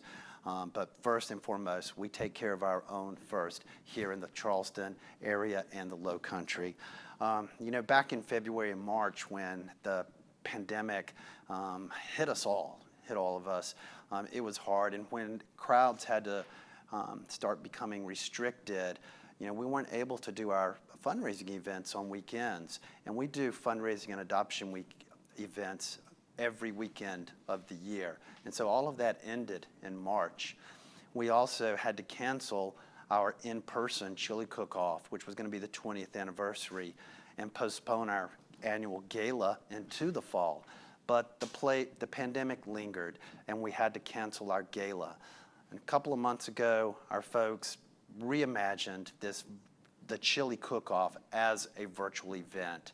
But without all of those fundraising events for our nonprofit or any nonprofit, we're looking at hundreds and hundreds of thousands of dollars that, in shortfall, that would go to the medical care of animals. And that's why we said we just have to do this chili cook-off. We have to figure out a way to do it and raise the funds for the animals, because as I mentioned before, we ain't giving up on the animals.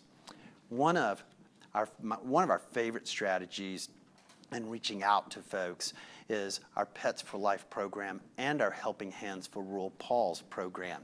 And both of those programs are designed to assist folks with caring for their animals.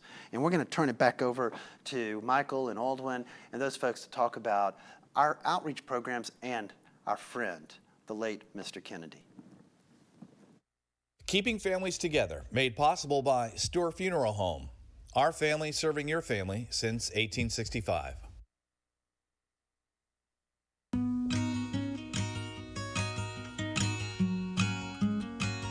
Oh my gosh, so Mr. Kennedy was one of my very favorite Pets for Life clients. He was one of our earlier clients, I feel like, when one of the first cats we saw for him. Feral cats, you can't touch feral cats, but he was a feral cat charmer.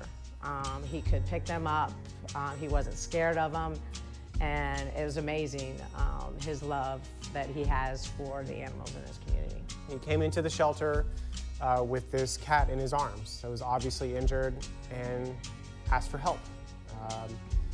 Quickly found out this wasn't just any cat, it was actually a feral cat, which really kind of threw me for a second, that he's holding this injured feral cat, and said, yes, it's a feral cat, but I can nurse her back to health, but I can't fix what's wrong with her or with him right now. The cat's name was Sunny. Sunny had been hit by a car, had a jaw that was broken in multiple places. It was a serious amount of work. He said, you know, if you can fix the jaw, I can do the rest. And I was, okay, all right. But we talked to our veterinarians, and they did. They sewed the jaw shut. They wired it. You could still eat, but it was, you know, had time to heal, and then sent Sunny back with Mr. Kennedy, and he took care of Sunny. You could just really feel how much he loved his cats. Sunny was just the first cat we got a chance to help Mr. Kennedy with. I know there had been more before, and we got a chance to help him with many cats afterwards. He is devoted to the cats in his community. Just an incredible heart. And all he wanted from us was a little bit of support. It was kind of a partnership with Mr. Kennedy. A lot of people will reach out to us, and they want us to solve the problem, but they don't want to be a part of the solution. And Mr. Kennedy was part of the solution. Mr. Kennedy passed away, but that doesn't stop our commitment to him and the cats that he cared for. He had a couple cats that spent most of their time inside his house, and you know, we're going to honor him by finding homes for those, or finding a place for them so they can live out the rest of their life as he would have wanted. And that's the Pets for Life program. You know, we are there for our clients until the very end and then beyond. I think it's great for us to be able to give back to him, and of course he served our country as well, which I knew he was a veteran, but I had no idea quite how wonderfully he served his country, and I read his obituary and I was shocked by how, how much he did. Turns out he had quite a history, and was retired from the Navy, but not just the Navy, he was a Navy SEAL. He was on Navy SEAL Team 6.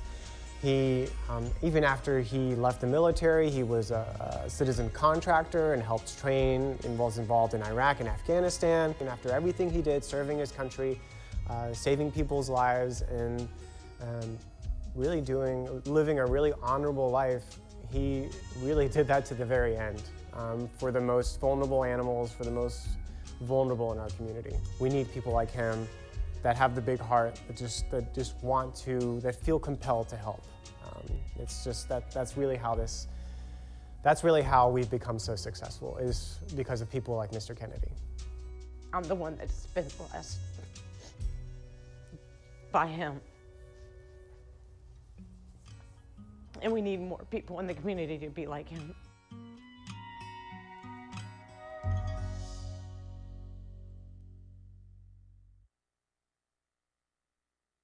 I'm here with Aldwin Roman, and Aldwin, you were featured in that story pretty heavily, very involved in Mr. Kennedy's story. Just talk to us about what that means to you. Mr. Kennedy, he's one person that we helped, but he's really just one of the families that we help at Charleston Animal Society, and he's one of the veterans. You know, it was just Veterans Day last week, and really, you know, we don't just help animals. We help families, we help people, we help veterans, we help anyone who's in need. And when you donate to the Charleston Animal Society, you're not just helping the animals, you're helping families, because the animals we help, they're pets. They're in homes. So when you donate to us, you help support the animals, you help support the homes, you help support the families. And really, now more than ever, this year, with everything that's going on with COVID, with people losing their jobs, people being sick, supporting us to support families just really goes a long way. And it's not just here in Charleston. When you support Charleston Animal Society, you support our animals, you support our people, you support animals in our state, you support animals in our region. We transported animals in from the United States Virgin Islands. We drove all the way to Louisiana to help animals from a shelter there that was going to get flooded. It's not just one thing, it's not just one animal, it's not just one person. When you donate to us, you are making a difference. I mean, you're really in charge of the outreach programs, and you go directly into that. Any type of tropical storm, any type of national hurricane or anything like that, you guys are really some of the first to respond in our area to go, hey, we volunteer, we want to go help you. Talk to me about that and why you guys have really decided to step up in that aspect. We respond for our state, and really the state relies on us. When there's a shelter in trouble, the first people they call is us. When animals need to be transported, they call us. When we need our community to be ready, when we want to give out information about the closest pet and people shelter, we're the ones going door to door giving that information to the most vulnerable populations. We feel we have a sense of responsibility to our community, to our state, to help lead the way and to help those that need our help. And personally, you're obviously passionate about this. I mean, do you have a story that really sticks out to you of why you keep doing this day to day? I mean, Mr. Kennedy has a story that's moved me, but there's so many people in our community that absolutely love their animals and sometimes are struggling a little bit to care for them, to feed them. And just because their dog or their cat might be a little skinny, it's not because they don't love them, it's because they're struggling. They're struggling to feed themselves. And when they come to Charleston Animal Society, to us, we're able to help them, whether it's helping them get spayed or neutered, helping them get vaccinated. We have a food bank just to get food, just to help feed your pet, so you don't have to surrender it. You get to keep your pet. Because at the end of the day, we want to keep pets in their homes. We're a shelter, but we're really a community organization. I mean, and this really comes full circle. All of the money that's donated tonight is going directly back to those medical expenses that you guys intake to help any animal really in this area. Talk to me again, for those who aren't familiar, exactly what the money tonight is going toward. It's going towards Toby's Fund, which is our medical fund. And for anyone who doesn't know about us, we are the only open admission shelter in Charleston County. We do not turn animals away. We have to accept everything that comes to us. And many of those come to us broken, injured, and we have to fix them. We have to put them back together, literally piece by piece, and then we find them homes. We are committed to that. Our veterinarians, our staff, every single person that works here, our board members are committed to that, and we're only able to do that with the support of our community, with our donors, with everyone who donates tonight. Any day, you are helping us save animals and find them homes. I think you just said it perfectly right there. But again, a plea to people, even if we're going till 7 o'clock tonight, but if they can't donate maybe tonight, but why they should in the future, what would you tell people watching right now? Every little bit helps, from $1 to $20. And even if you can't donate money, if you can donate your time, if you want to volunteer, if you want to foster, give the gift of your home. There's really so many ways to get involved with Charleston Animal Society. Just reach out to us and we'll find a way. And we want to thank everyone who has already donated tonight. Again, if you would like to, the phones are still open. That phone number is 843-329-1555. Take a look. You're taking a look at the puppy that is up for auction tonight, Habanero. I mean, just incredible work that you guys are doing here tonight. It's been absolutely phenomenal. I just got an update. I think we're at $312,000. Was our last check, but you're taking a look at the winner for Habanero tonight, Mr. Tim Williams, $350. So he will be going home with a year's worth of food. Habanero's already been neutered, vaccinated, microchipped. He will also be looked at by the Charleston Animal Society's vets, as well as heart and tick preventative. I mean, just an incredible thing that that he is going home. So again, a shout out to Tim Williams. Thank you so much. Again, going home with Habanero, which I mean, just this, I promise you, I snuggled him for like 15 minutes tonight. He's so cute. But Joe, I want to send things back over to you because I hear that you are announcing our Rescue Brew winners tonight as well.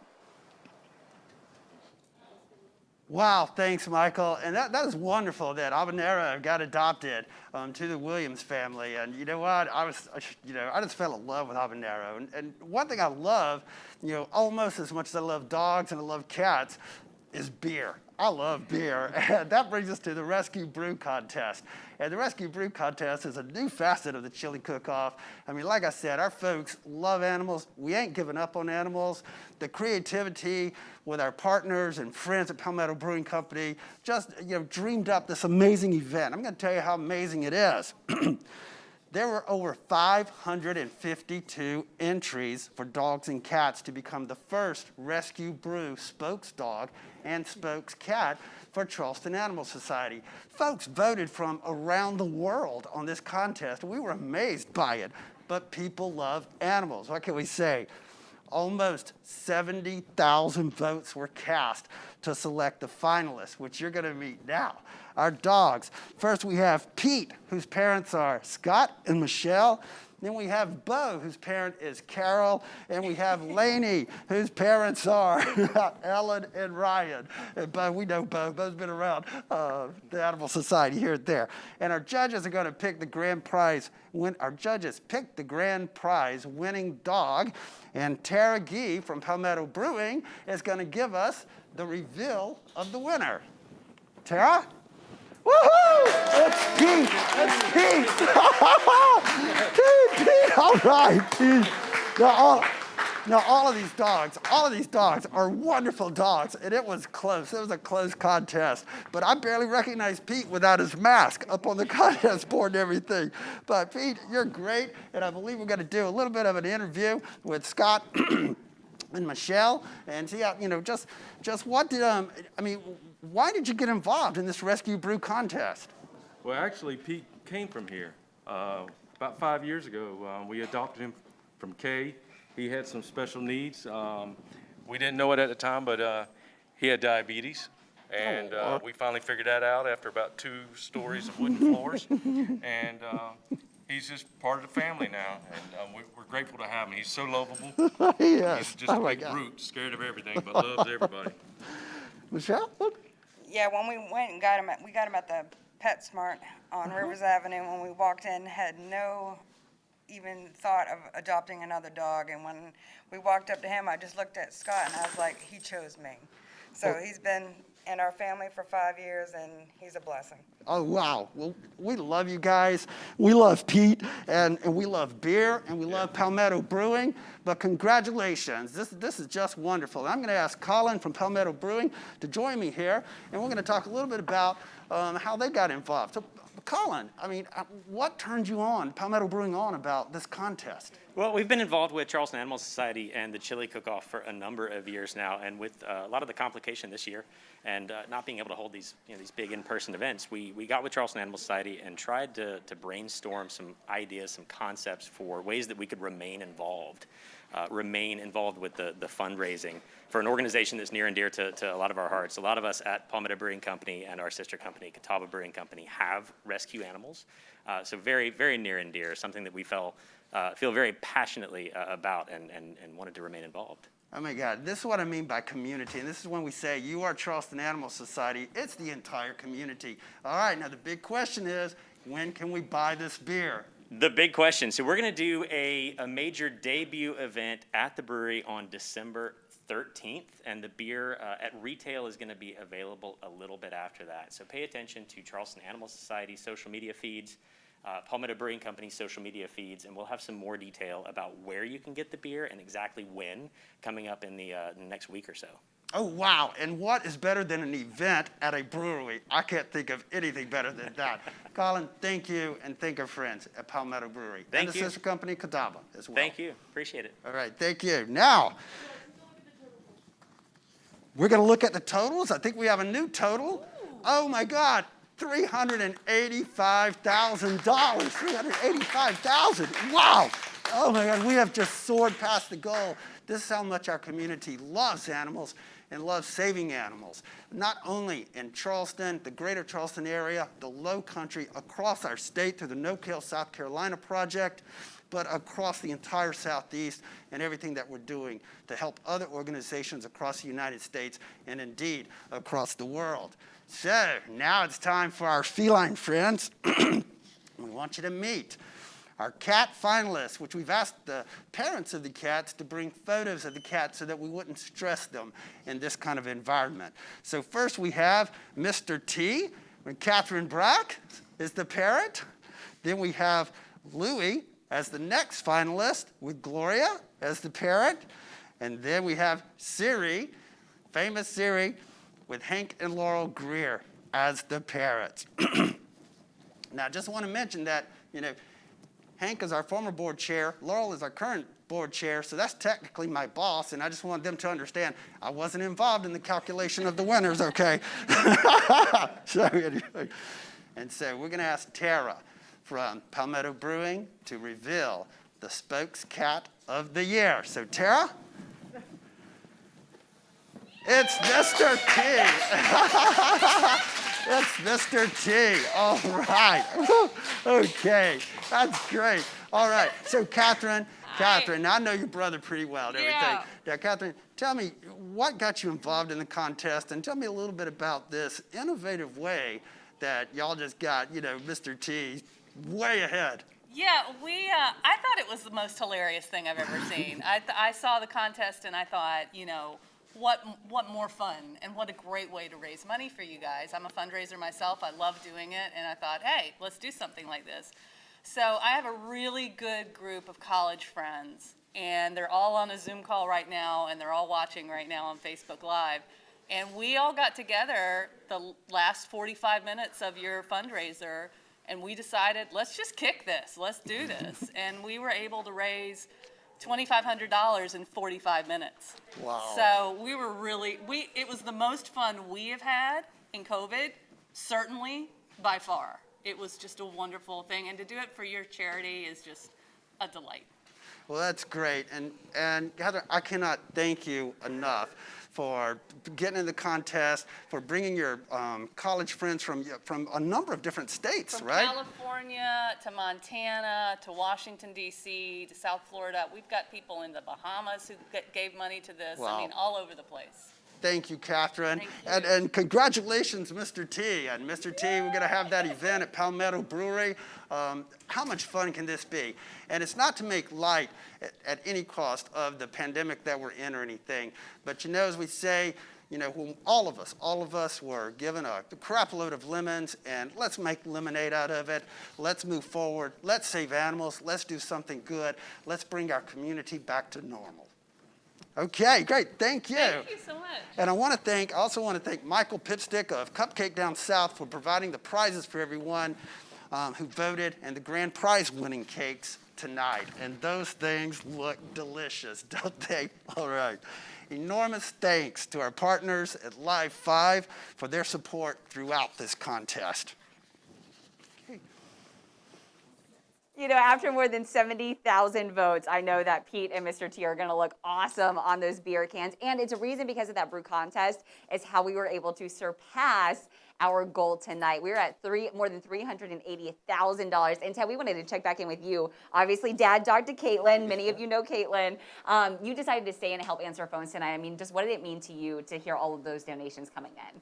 It was hugely important. I mean, all the support goes here, like we talked about earlier, goes to help animals just like Caitlin. And so community stepping up for us when it's been a tough year already for everybody is just so great to see and so valuable for this organization. I mean, and you took a call from Peter Cortella in Mount Pleasant, $1,000. Yeah. I mean, incredible. Did he tell you why he decided to donate so much? I think he's been a supporter of the organization for a long time, and I think like others in the community understands the value of everything that we do here, and we're just very grateful for his support. And again, all of the money that is donated here tonight is going directly to those medical expenses that the Charleston Animal Society makes sure that that animals like Caitlin, they have the care that they need, and that was really vital for you and your family when it came to being able to adopt her. It was absolutely. Without support, I mean, I don't think she'd be here. I mean, she was in rough shape, and so everything that they did for her here and when we're able to do when she needed emergency care is because of support from people like the community, just like Mr. Cortella and everyone else who's donated. I know all of us who have been here tonight are so grateful for all of you at home who have called, who have donated online. I also know that Brandon McMillan wants to send a huge thank you to all of you as well.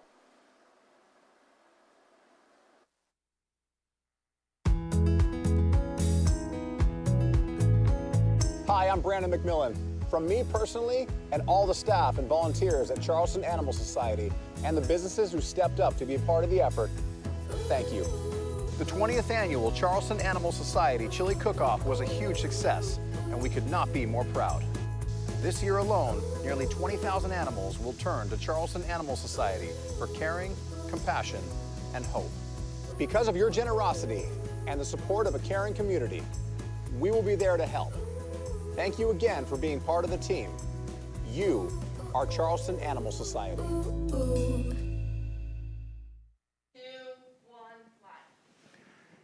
Thank you, Michael. And Michael, please thank all of our phone bank volunteers and everyone you can still call at 843-329-1555.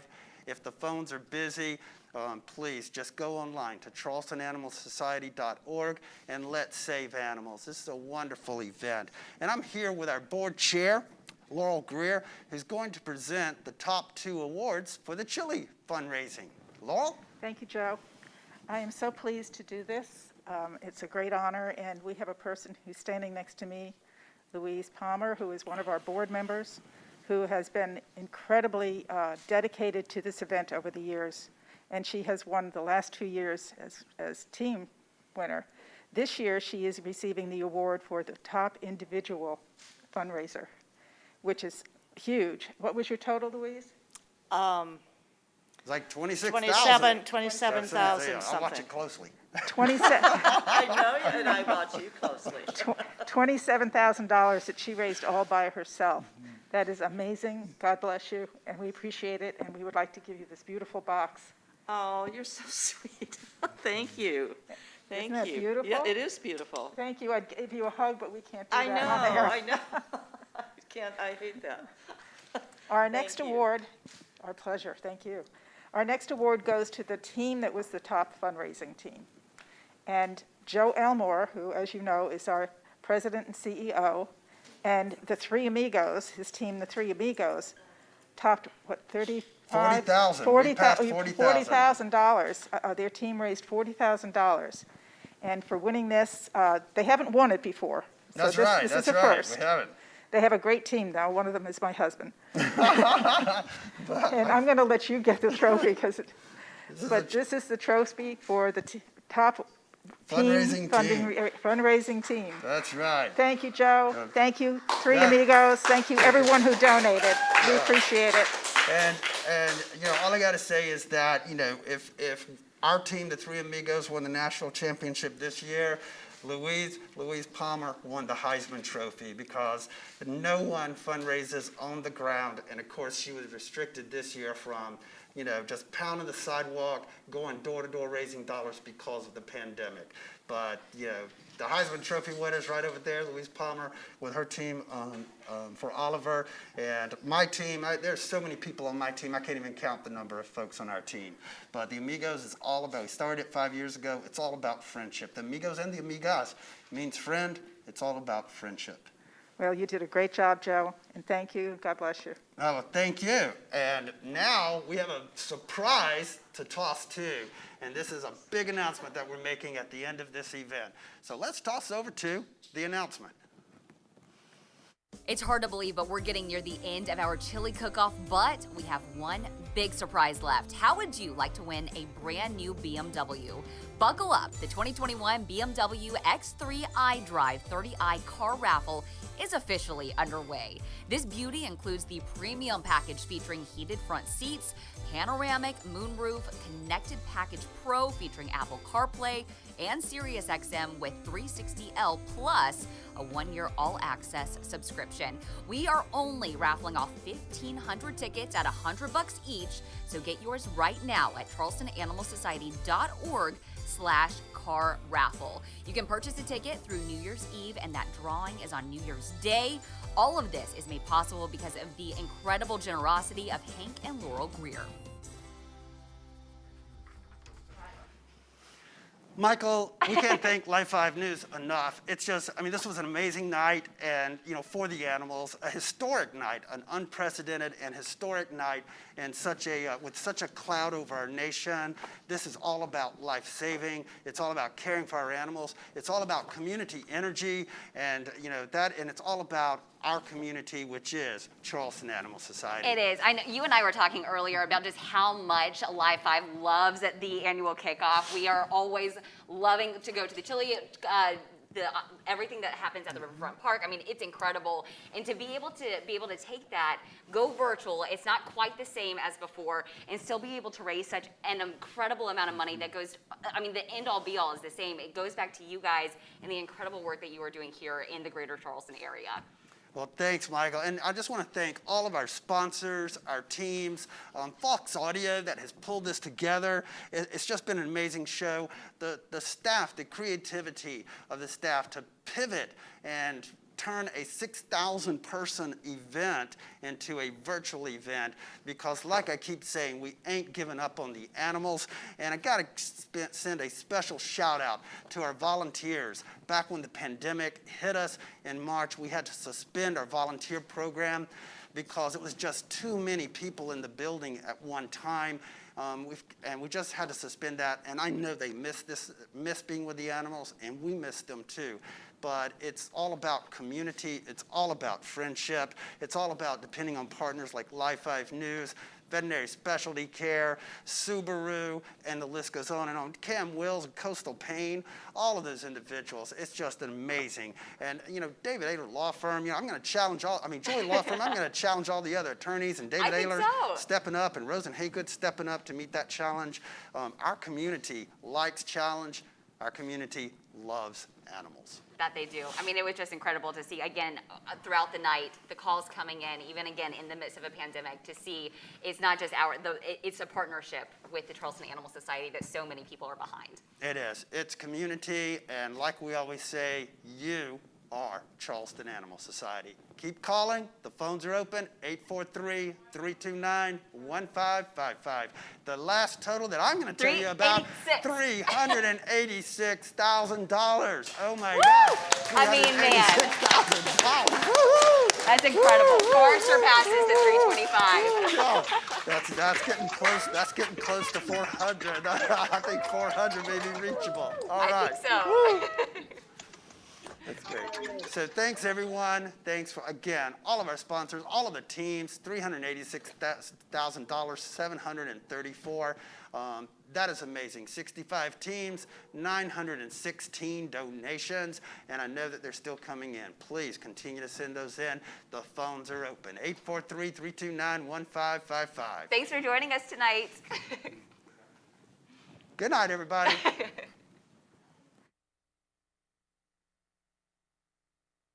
Thank you.